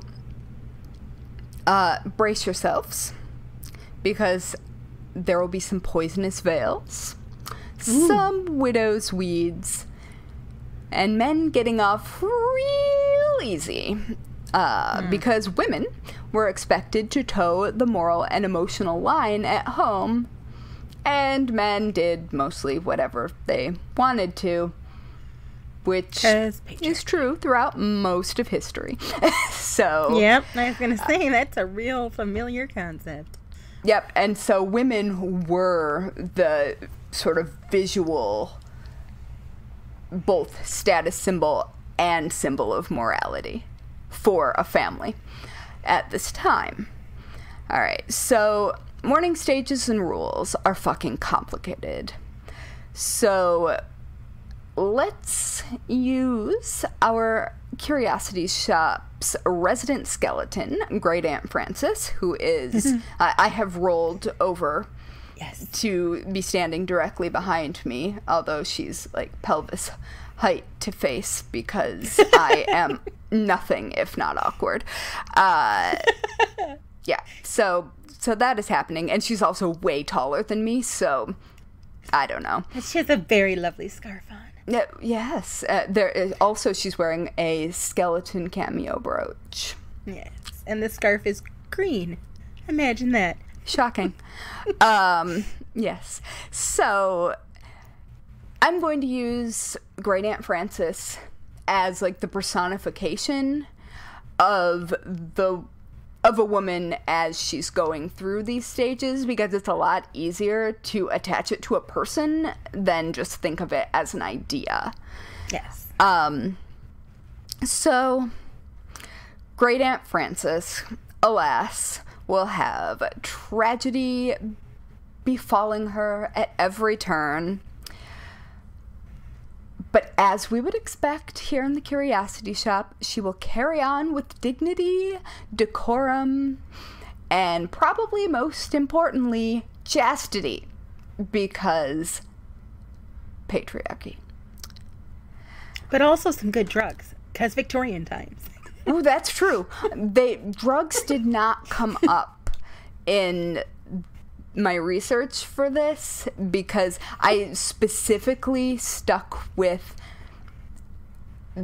the clothing and textiles and those specifics, because there are rules around funerals. There are rules around invitations to funerals. That's a thing. Mm-hmm. There are rules about when you are allowed to call at someone's home who has just lost someone of a certain closeness. There's rules for friggin' everything. Yeah, it's a real mess. So I am just talking about mourning as you would know it as mourning attire or widow's weeds. So we're going to start with stage 1, which has several names, because why not? It's known as deep mourning, or full mourning, or first mourning. And sometimes what you call it will change depending on who it is you're mourning. Okay. Like how close they were to you. Like deep mourning and full mourning is definitely a close family member, but you might call it first mourning for someone who isn't. So Frances, as a young, reasonably wealthy widow in 1890, could expect her mourning process to go on for at least 2.5 years, or for the rest of her life. It is sort of up to her, and also her pocketbook. But during these 2.5 years, we're talking about putting your entire life and everything about it on hold. So, okay. This is... So it ain't just about the clothing. No. So deep mourning or first mourning, which traditionally lasted for a year and a day, during that time, Frances would be expected to adhere to the following rules of fashion. So, every item of clothing must be sewn with a matte, unreflective black cloth, which meant, at the time, heavy dyed Parramatta silk, bombazine, and wools. And the cuffs and collars would be made of crepe or muslin. And these dresses, in theory, should be simple with no ornamentation, embroidery, or fabrics with any element of shine to them. So no like ribbons or anything like that. And they were often accompanied with by a heavy black cloak, regardless of time of year. Oof. Yeah. That's heavy and warm. Oh, you were just beginning the heavy and warm. Oh. So, bows, ruffles, and flounces were not allowed, and absolutely no jewelry should be worn during deep mourning. If they were necessary, buckles and fastenings could be used, but they must be made of jet. So, Okay. that's fun, and we'll take a deeper dive into that in our Patreon episode for next week.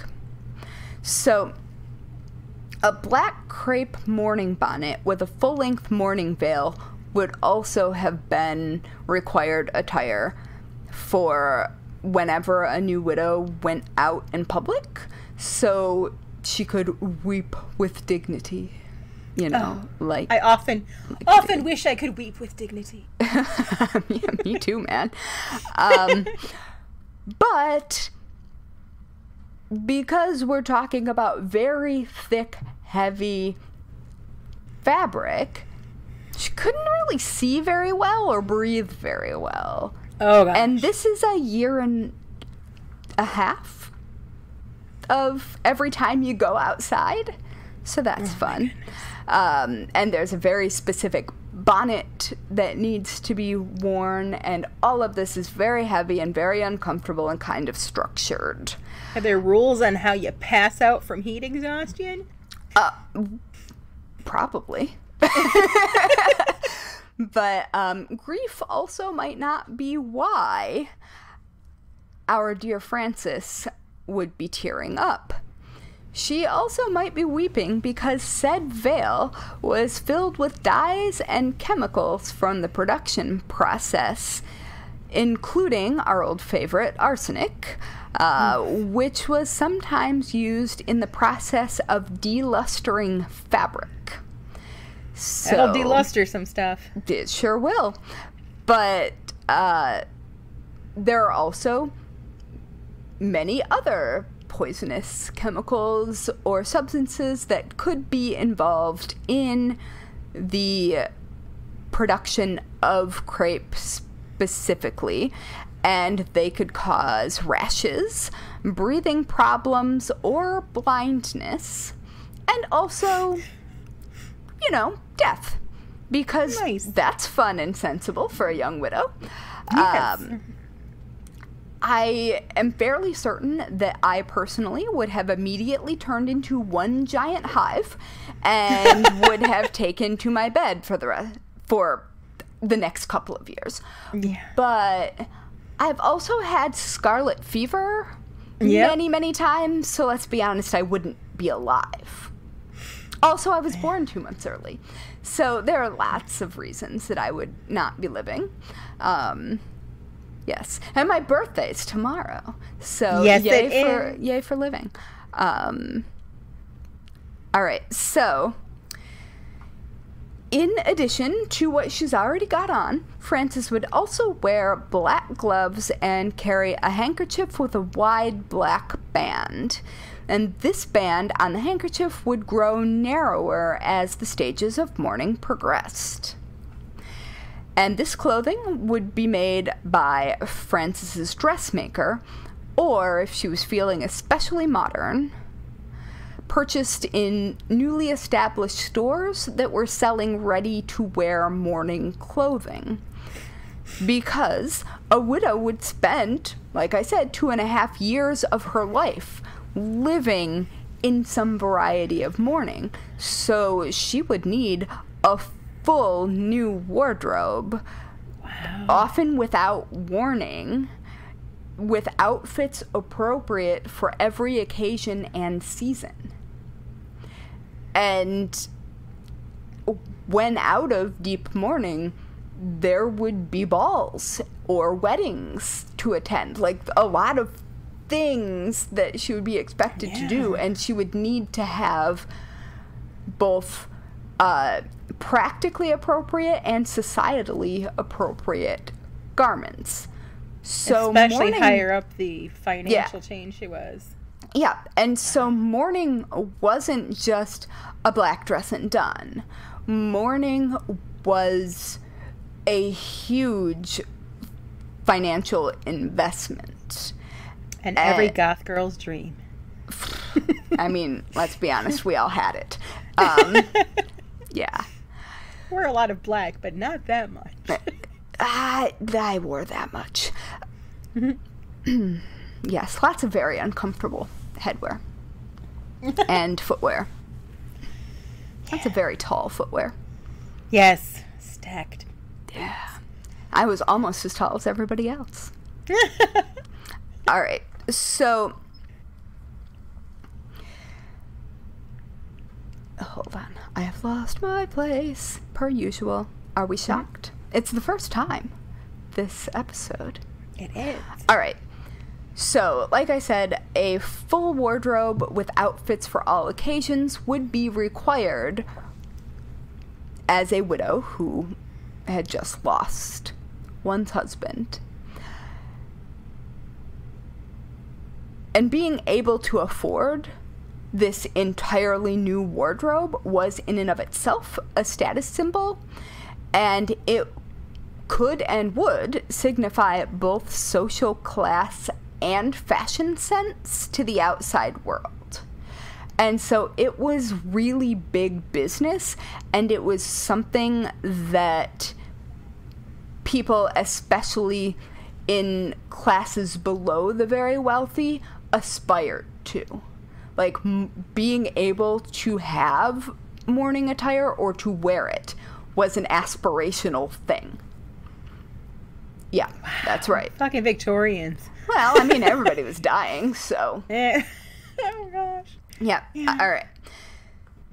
So, it should be noted that even with rules of propriety in place, the upper classes didn't necessarily follow them. They were likely to follow the current trends in fashion, even in deep mourning. So adding decorative hems, crepe flowers, detailed edging. Basically, you would see in fashion plates and advertisements for the most high-end dressmakers a costume in happy colors of the season and the same exact thing in mourning. That's so interesting. Because you think of the more wealthy as having to be more proper and uphold their reputation. So having them be the ones to kind of skirt. Well, when you get rich enough, I suppose. Well, it's one of those things that, depending on how respectable your family was and how much leeway there might be in your family's respectability, you might be able to bend the rules a little bit more. Or if you were so obscenely wealthy that nobody else could say anything, well, nobody was going to say anything. And it should be noted that mourning became more fashionable as the Victorian era wore on. And so but the longer I would imagine that the Queen more, you know what I mean? Well, I mean, that's why it became fashionable, because Queen Victoria mourned for the rest of her life. Yep. And was definitely wearing stages of half mourning in almost every photo I've seen of her. So, that we will get to. So, yeah. So the rich people were basically following fashion trends, especially in, like, the late 1890s. And it wasn't unusual, and people sort of pretended that they weren't doing it. These people were obviously disrespectful and going straight to hell, or straight back to the drawing room for more society gossip, which was probably more likely. So, yeah. And, I mean, also keep in mind that when you think of widow, you often... an older person comes to mind. Mm-hmm. Many of the people we're talking about are young women. So it would make sense that fashion would be a high priority. So, anyway. It's also how you showed your status, so you would take a little bit of a risk to look like you were higher up in your station, I would think. If you could. Yeah. And sometimes that would backfire. Yep. Yeah, so once you got through the landmine that was deep morning or full morning or first morning, which also, just to make it even more confusing, could also refer to the stages of that stage of morning. So you could start out in deep morning and go to full morning and eventually wander down to first morning, but it would still be all the same thing. Except maybe you might get a little looser with the fashion. I would definitely need a flowchart or a cheat card. Yeah. And so we'll just keep it simple and we'll call that full morning. Like, all of those rules are full morning. And you would enter stage 2, or stage God knows what, 4, I guess. But stage... Second round. Recognized in current literature of the day.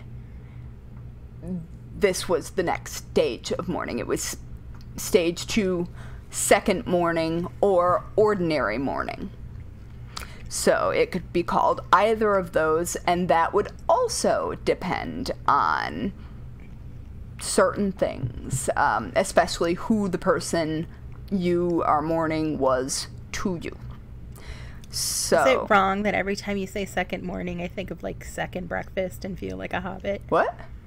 Every time you say, like, second morning, I think of, like, second breakfast and I feel like a hobbit. Like, I feel like there's as many stages of mornings as hobbits have of meals.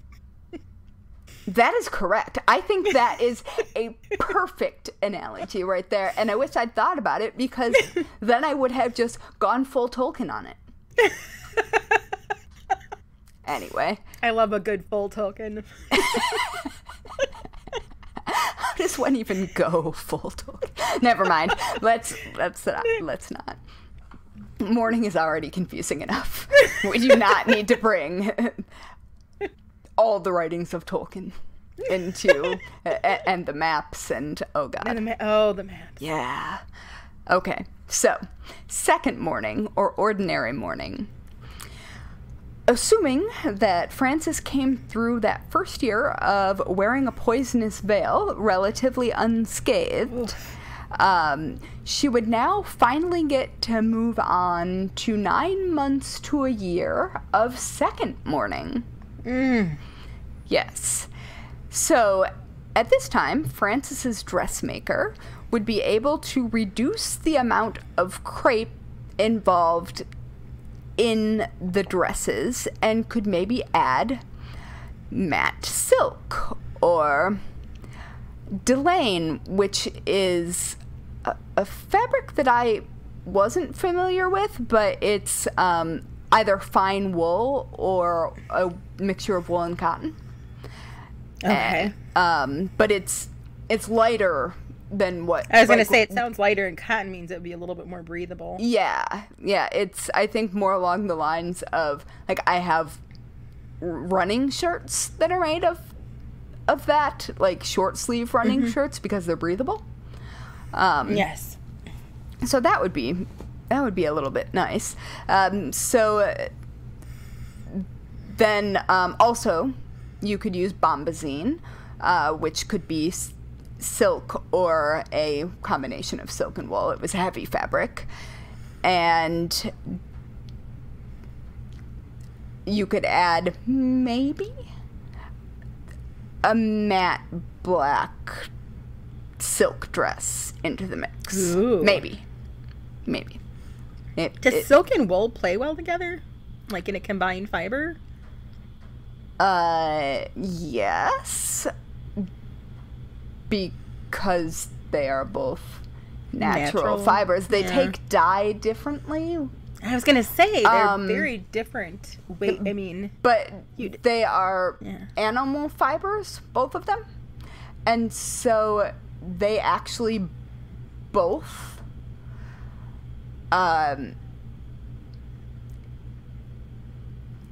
well, dying is very complicated also.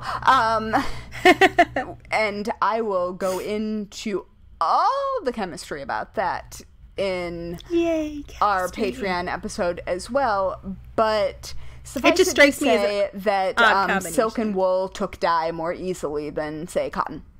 Yeah. All right. So,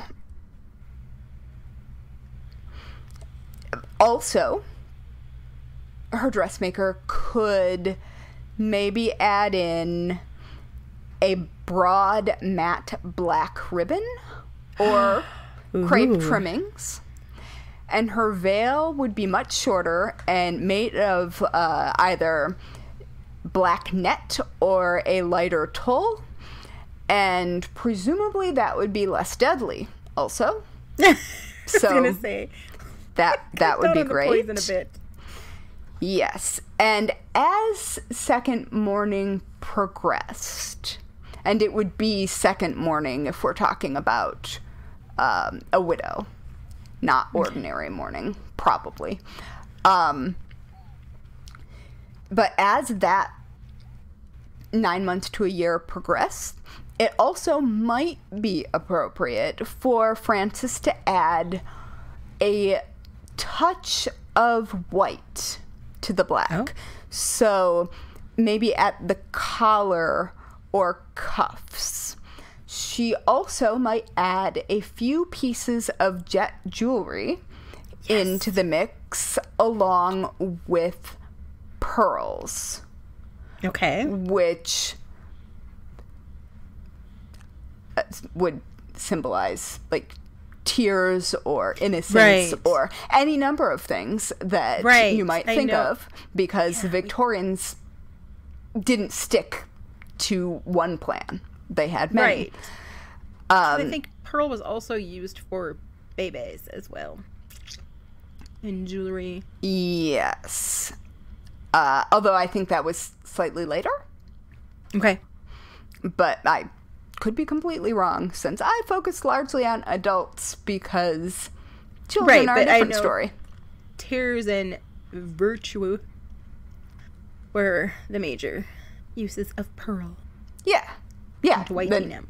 Right, because you've already covered this. So never mind. I'll shut up. You're exactly right. So at this time also, ball gowns and evening wear would also become appropriate and would be incorporated into the wardrobe as more social outings were permitted. So things are becoming slightly less isolated, although we're still talking about I think that when people think of that time period, they assume the colors are not vibrant because the fixative for the dyes was maybe not fast, or the or things that we have now have faded. Right. But we are talking a rich, deep black clothed highly figure, pigmented, in a sea of like pastels. Yes Yes. And arsenic green. Oh, so much arsenic. Yeah, there's a lot. You could get into a lot of arsenic. Wall to wall. I'm actually not sure if the veil would protect you more from arsenic or poison you more. Like, if the veil itself was more poisonous, or if the air would be at a ball. But I guess you wouldn't be wearing the veil at a ball, so it doesn't matter. That'd be definite passing out. Yeah, right? Just a lot. All right, so now that Frances can attend certain social gatherings appropriately, though in a subdued fashion, as she comes to an end and is incorporating more of that into her day-to-day life, she will then move into the last stage of mourning, which could last for a minimum of 6 months, but also might last for the rest of your life. And this is where Queen Victoria stopped also. Gotcha. All right, so in half mourning, you could ditch the heavy, crinkly crepe. Bye, crepe. Yes. And Frances's hives can finally retreat. And slightly lustrous fabric, or even a watered silk, might be introduced. There are actually photos of Queen Victoria wearing what is probably a watered silk, although it's hard to tell given there was not color photography. Yes. But, so also embroidery, ribbons, beading, and black lace could be brought into play in the earlier stages of half mourning, because heaven forbid it just be straightforward. Yeah. So you get texture during this part. Yeah, and so more intricate jet or hair jewelry, pearls, and white gemstone accessories could also be introduced as appropriate. So as you moved through the 6 months, like, you couldn't jump right into it, but you could ease your way in. You could stick a toe in. And as time progressed, Frances could also say hello to dresses with subtle white stripes. Ooh. And gray, or there are so many ways to pronounce this word. Let's go with mauve, because that's how the Met pronounces it. Yep, there you go. And shades of violet might be introduced back into her wardrobe, and therefore adding a little bit of color back into her life and signaling that she is nearing the end of this half mourning period, although she may choose never to end it and stop right there, which Gotcha. was a perfectly appropriate choice. I spent that much money on that clothing, I probably would just Right. keep rocking it. Yeah. So, going to take a moment, because obviously this is a creepy and crafty podcast, to just walk you through how crepe, the fabric, was made. Please do. All right, so start with plain, undyed gauze that was woven with twisted threads. Okay. Because crepe, as well, I'm sure that we know, but the listener may not know, is permanently crinkled matte cloth. And like it's crepe definitely paper. Yeah, and it's definitely what you think of when you're thinking of a like elephant widow. skin. Yeah. Except scratchier. Yeah. I guess. I don't know. Comfortable. No, that's not true. I have touched an elephant. But I don't You're not making remember. PJs out of it. No. Although maybe an umbrella stand during this time period. Out of a foot. Yeah. Okay. Anyway. So, that fabric would then be passed through heated metal rollers, and one of which would have an engraved texture on the surface, which would impress that texture onto the fabric. And then it would be soaked in a hot bath, which would relax the fibers slightly, which would make the crinkled texture more apparent. And so, after the fabric was now very crinkly, it would be dyed black and then starched to a dull luster.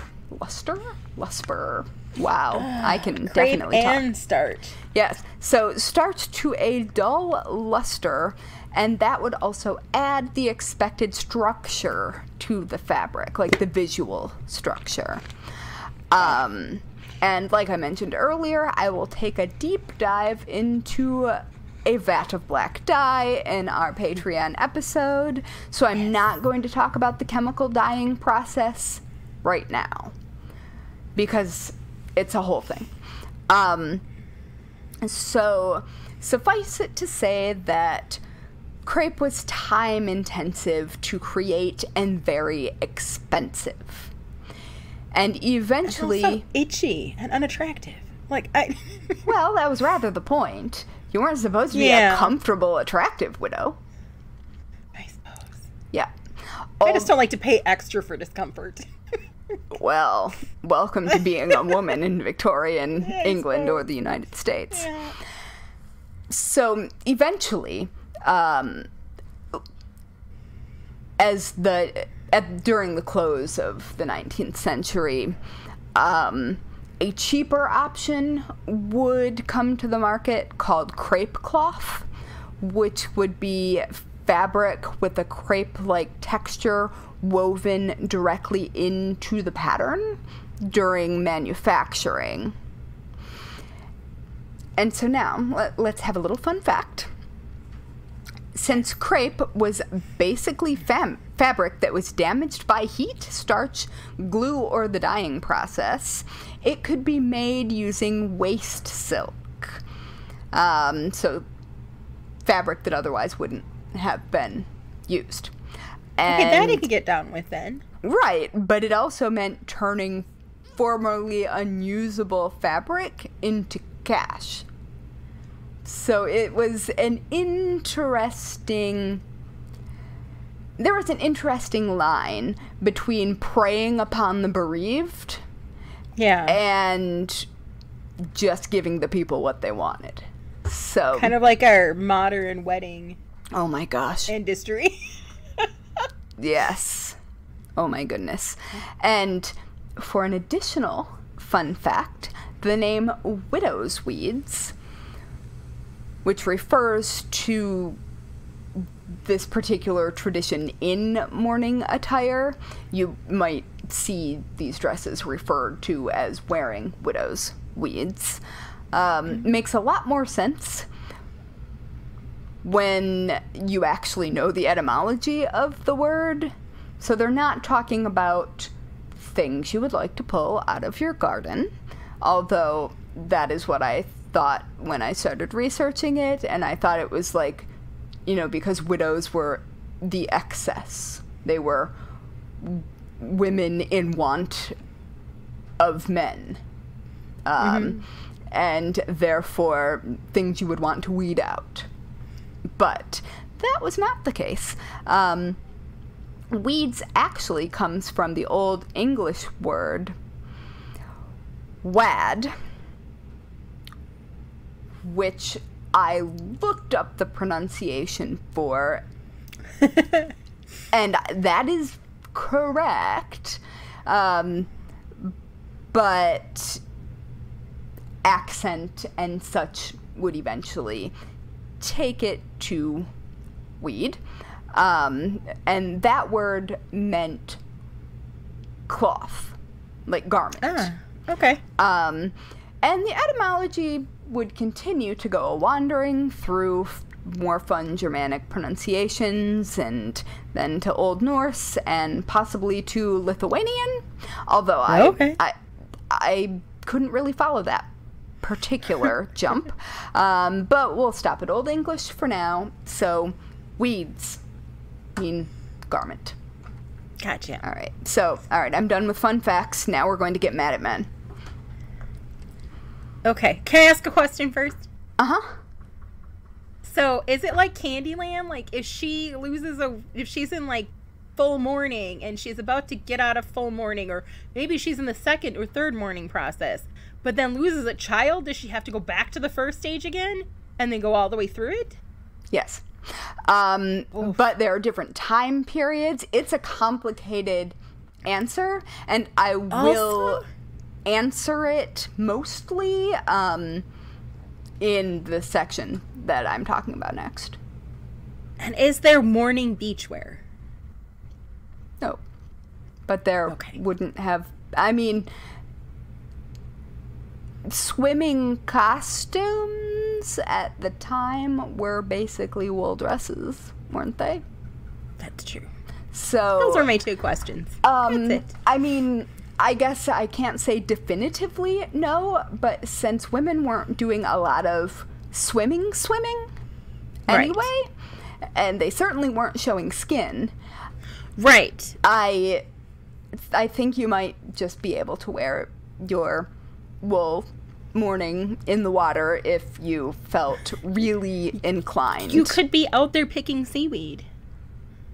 You probably were, in fact. I was going to say. Yeah. It would be a nice hobby. Well, and your husband's dead, so you can have his boots. True. If that joke doesn't make sense to you, you may want to go back to one of our botanical episodes. Anyway. So, let's talk about mourning for women versus mourning for men. You may have noticed that I've been talking about widows this whole time. Yes. And nobody else has come up. Well, that's because mourning for men lasted 3 months to a year for a spouse, and generally only required the addition of a crape band around his hat or arm. And if he were particularly observant, black neckwear and black gloves and pearl cuff studs set in jet might be added to his already regularly worn daily black suit. Hell no. Yeah. But, and this is my favorite part, if he was really, really into following the rules of propriety, he would also change his buttons, buckles, and swords from silver to jet. Yeah. Okay. All right. So, listeners, do not settle for less than a partner that would change their sword for you. Yeah. So. That's love. And I mean, we are talking about the upper classes where ceremonial dress, especially in England, might have a sword. Right. I mean, fuck patriarchy. Full stop. But the sword thing's pretty cool. I mean, can you say no to a sword? No, you can't. No. For multiple reasons. Right. Yeah. So I don't know how jet would hold up in a duel. I assume we're talking about just the handle. Like the silver handle possibly of the sword. But maybe not. I mean, because I think many of those handles were brass. They make a lot. They made far more than just jewelry with the jet. Oh, yeah. And so I could not confirm whether we were talking about a whole sword made of jet, which maybe. In my jet research, I did not come across swords, and now I'm a little sad, and I feel like I failed at my job. You totally did not fail, I promise.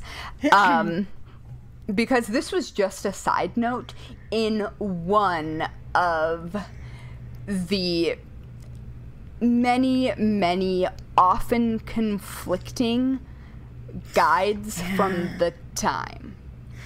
There's a lot of conflicting stuff. Yeah. Like, none of this stuff had a true right answer, and there was a lot of room for judgment. All right, so, Yes, that is my favorite part. So if your widower switches his buttons, buckles, and swords from silver to jet, you know you had a good one, except you're dead, so it doesn't matter.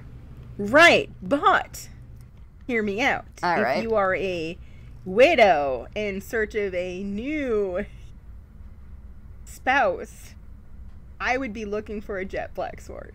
You know what? Me too. Because, like, that's a good one. That's a good one. That's a keeper. Or that one is very performative. Yeah.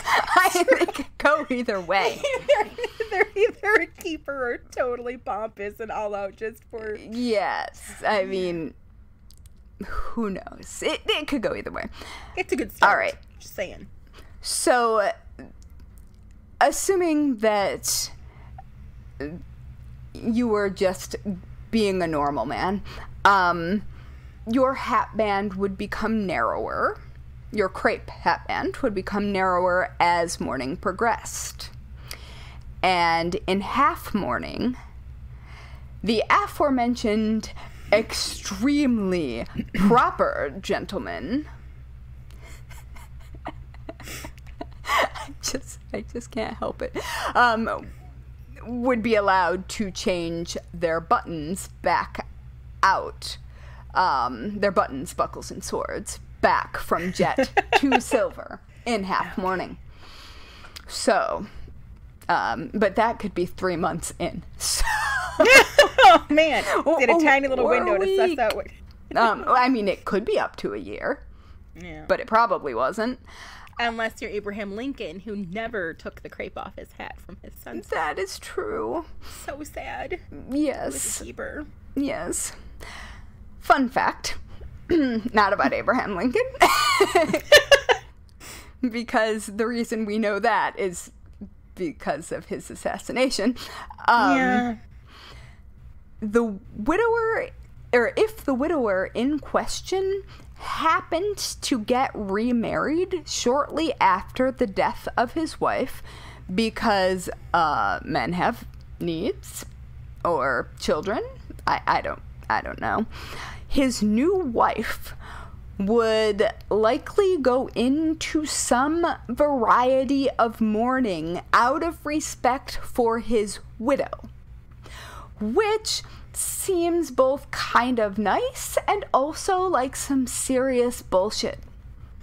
Right? I was thinking the same thing. Like, on one hand, I was like, oh, that's really sweet. On the other hand, I was like, he just had to change his fucking cufflinks. But you have to go full, you know? That... Yep. Yeah. And I'm not sure. I think that unless she was already mourning for a different reason, half mourning or second mourning would probably be as far as you would go. I don't think that a wife, unless you were talking about like an extremely like ostentatiously showy pious man who is not really pious, I don't think that there would be any reason for you to go into full mourning. But he'd be buying the wardrobe. That's all I'm saying. He'd be buying all that. Because, well, I mean, if you had a dressmaker, it would be made to measure, so it would be less of an ordeal, probably. That's still crazy pants. It's true. So I kind of like if we're talking about a black jet sword dude, yes. All right, we'll go in to some mourning out of respect. If he's got kids. If he's got kids, I fully see it. Yeah, and that was often, like, that's sort of... Women could be removed from culture because they weren't expected to go about the business of doing things in their regular lives, or at least women of the class who would be doing full mourning. But it was argued that men had to get back to doing what men did, whether it be sitting in parliament or, you know, doing transactions or gambling, whatever. Yeah. So they couldn't just remove themselves from society for 2.5 years. And also, if they had children, those children would need a mother.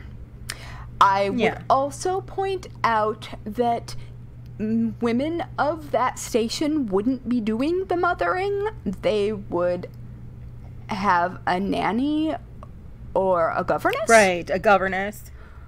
But whatever. I think I don't understand how that world works, and that's fine. Same. I mean, I do understand, but I don't understand how the structure of that truly played out in real life. I don't understand what the hell they would do with their time if they had, like, a governess and, like, didn't go... Like, I full mourning. Oh, my goodness. But, again, that's what they're... and they're also paying calls. Like, True. It's their job to uphold the... Like, in mourning or not, it would be the woman's job to uphold the reputation of the family. So they're kind of a business manager.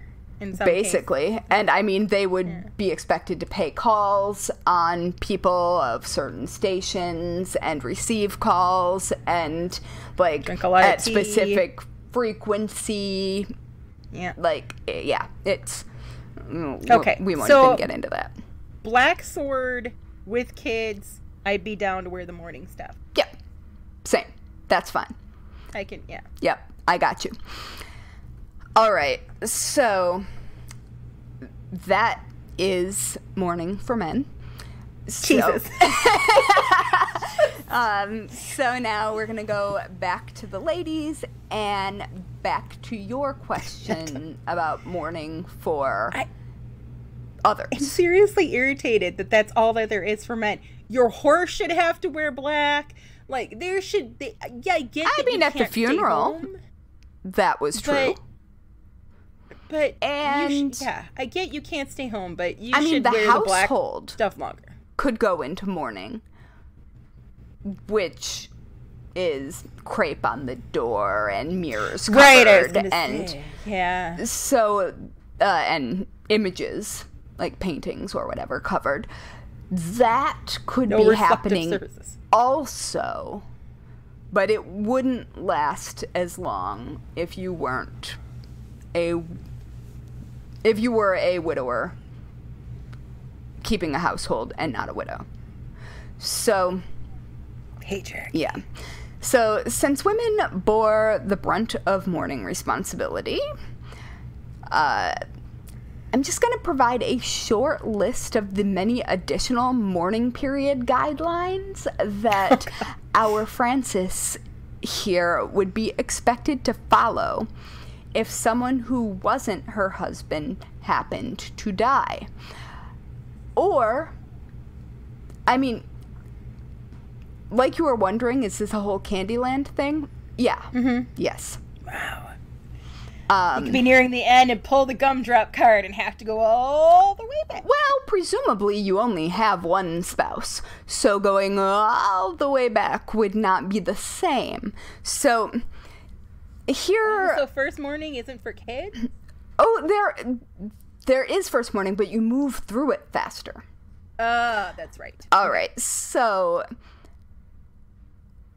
these are the timelines that you would be expected to follow for different relationships. So, the death of a parent had a grieving time from 6 months to a year. If you were doing the year, it would be 6 months of first mourning, and you would be permitted black or white crepe, and 3 months of ordinary mourning, which allowed for black silk, and then 3 months in half mourning, which we have already described can mean any number of things. Yes. All right. So if you were going to do that for a full year, that's what would happen. If you were doing it for 6 months, you would half those time periods. You would still go through all of the stages, but you would just do so more quickly. Gotcha. And which is why you did have to have a full fucking wardrobe. Right. Yep. And Good so Lord.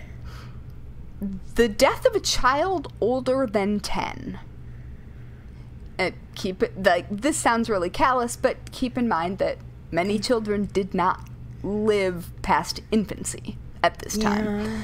So, the death of a child older than 10, whose name you presumably know by this point,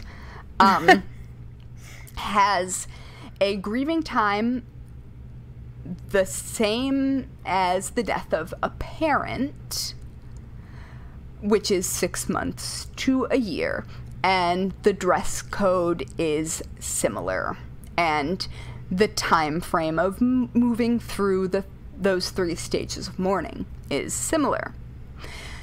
The death of a child... Boggles my mind. Yeah. The death of a child under 10 required 6 months of mourning. And when I say 6 months of mourning, for the rest of these, I will mean of going through all 3 stages of mourning during this time period. So the death of a child under 10 is 6 months. The death of an infant is a minimum of 6 weeks.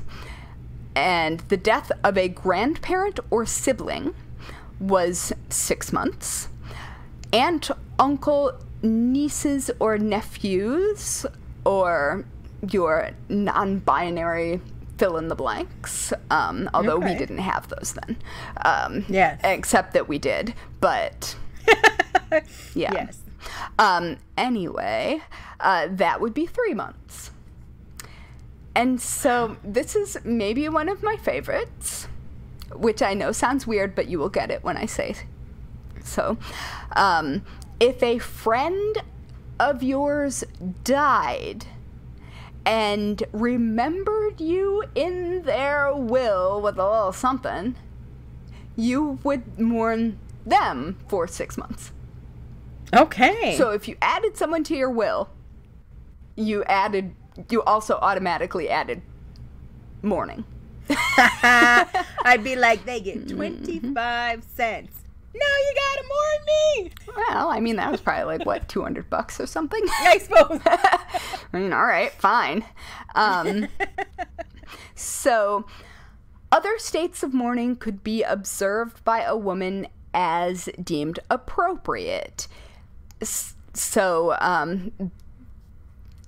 you could start at a lesser stage of mourning if, like, close friends of the family passed away, or if local gentry passed away, or, say, someone from the royal family, although you might start at full mourning for something like that. I can see that getting real catty.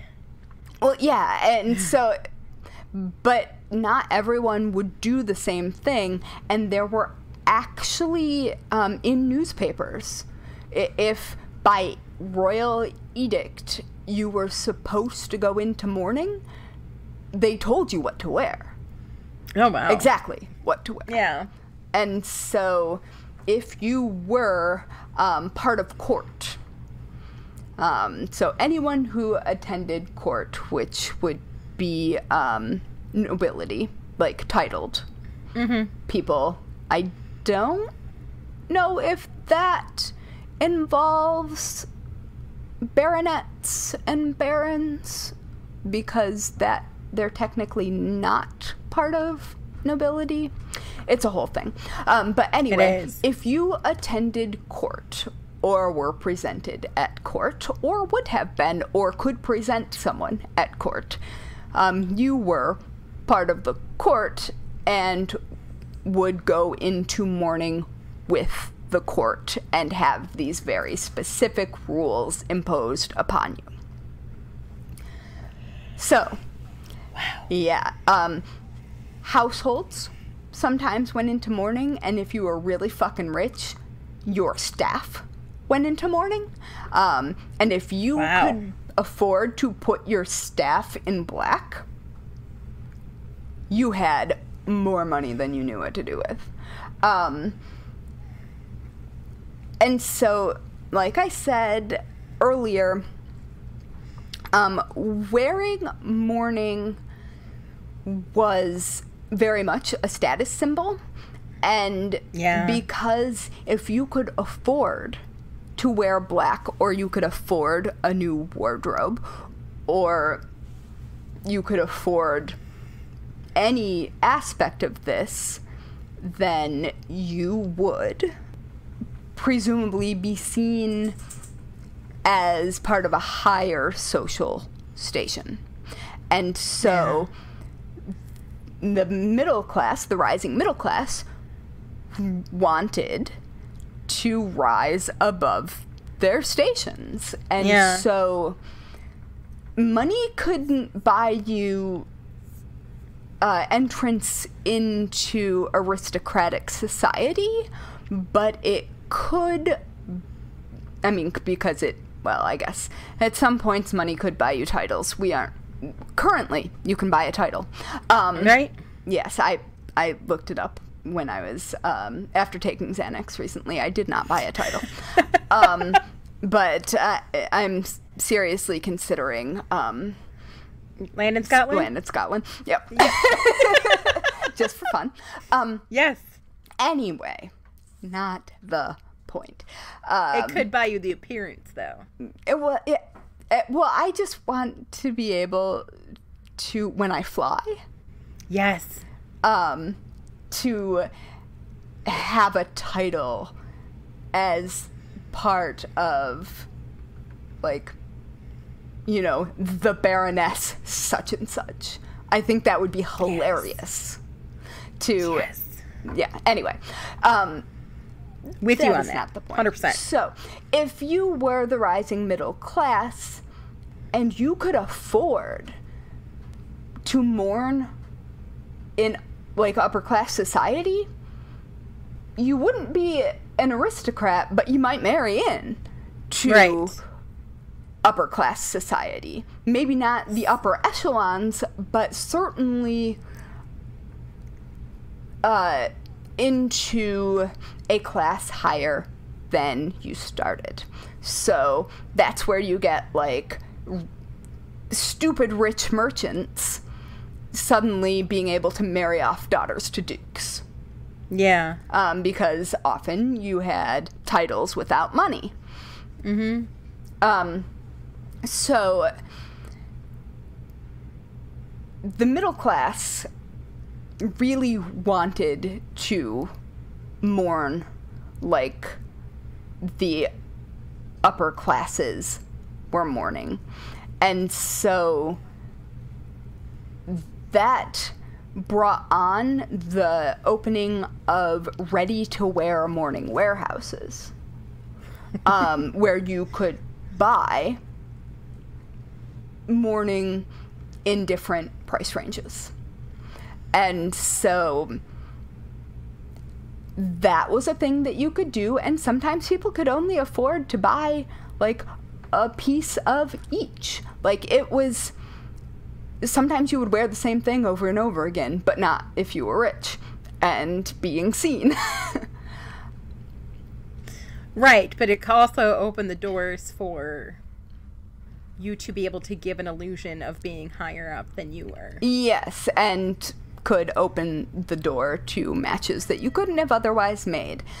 Ooh, Mr. Big Stuff is meowing.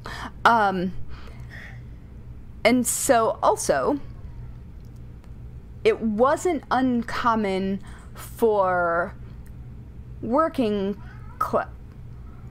Mr. Big Stuff is yowling. It wasn't uncommon for working class people to dye over existing garments in black to observe mourning out of either respect or to give the appearance of being able to afford it. It was generally pretty clear if that had happened, but also sometimes it sometimes household staff would have dyed, like over-dyed clothing, instead of a full new mourning wardrobe. Because buying a full new mourning wardrobe for every member of your staff would be expensive. Yes. All right. So that is sort of where we land on mourning, and why being able to mourn was sort of this aspirational thing. Which is so weird. Yeah. But mourning was really expensive. And if you could afford to mourn, you could afford a place in society. So, yeah, it's quite something. And the more these rules applied to you, the more upward mobility you might have. I'm down for the physical representation of mourning. Yep.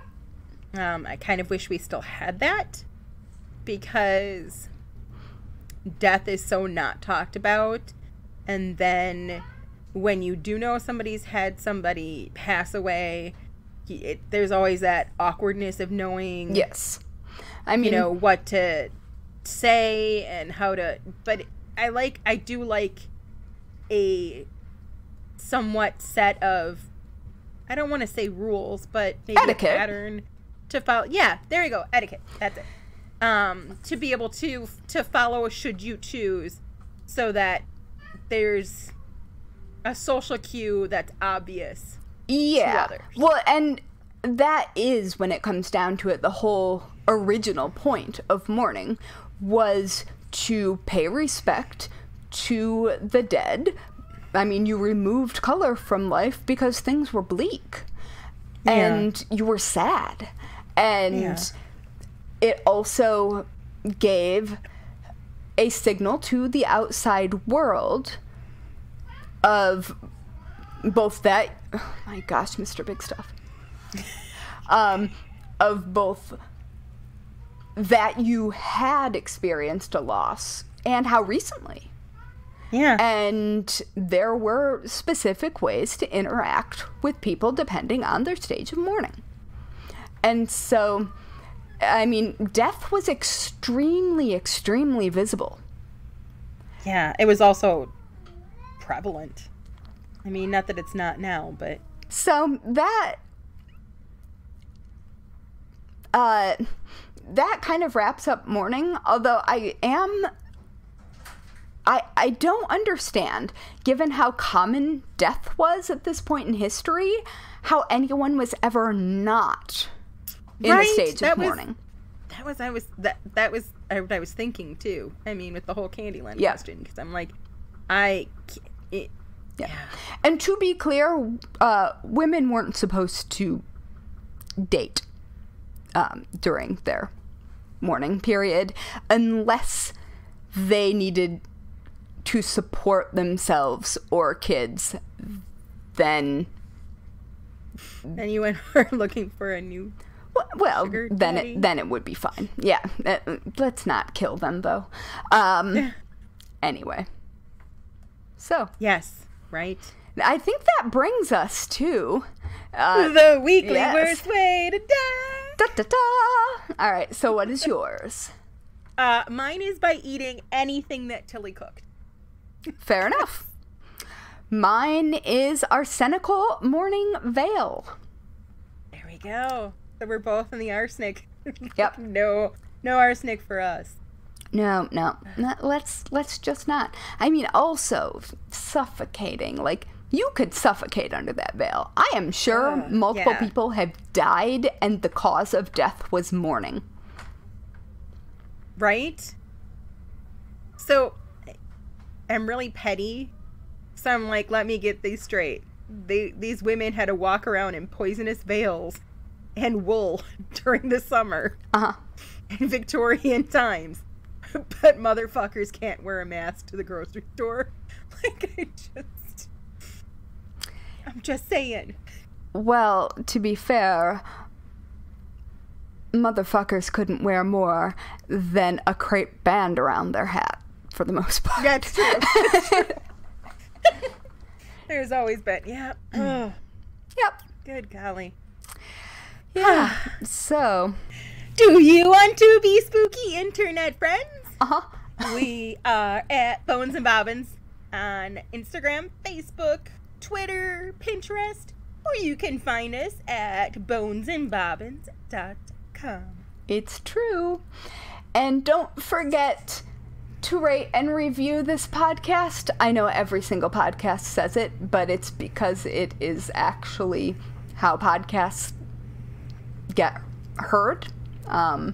It's that whole algorithm thing. Yeah, blame the algorithm. It pleases the internet gremlins. So please the internet gremlins for us. Help us show up in recommendations and help people like you and me and us find more people like us. Yes. Yes. Yes. All of the us's. Yes. And on that note, let us leave you with some advice that you should never forget. Mm-hmm. Lock your doors. And don't run with scissors. Unless you're going to stab somebody with them, but that's a whole nother episode. Each episode of the Bones and Bobbins podcast is written and researched by Haley Pearson Cox and Natalie Hoyce. Our music was composed by Loyalty Freak Music. You can find us on Instagram, Twitter, and Facebook at Bones and Bobbins. Subscribe now on Apple Podcasts, follow us on Spotify, or check us out wherever you listen to your favorite podcasts so you won't miss a minute of our strange and creepy content.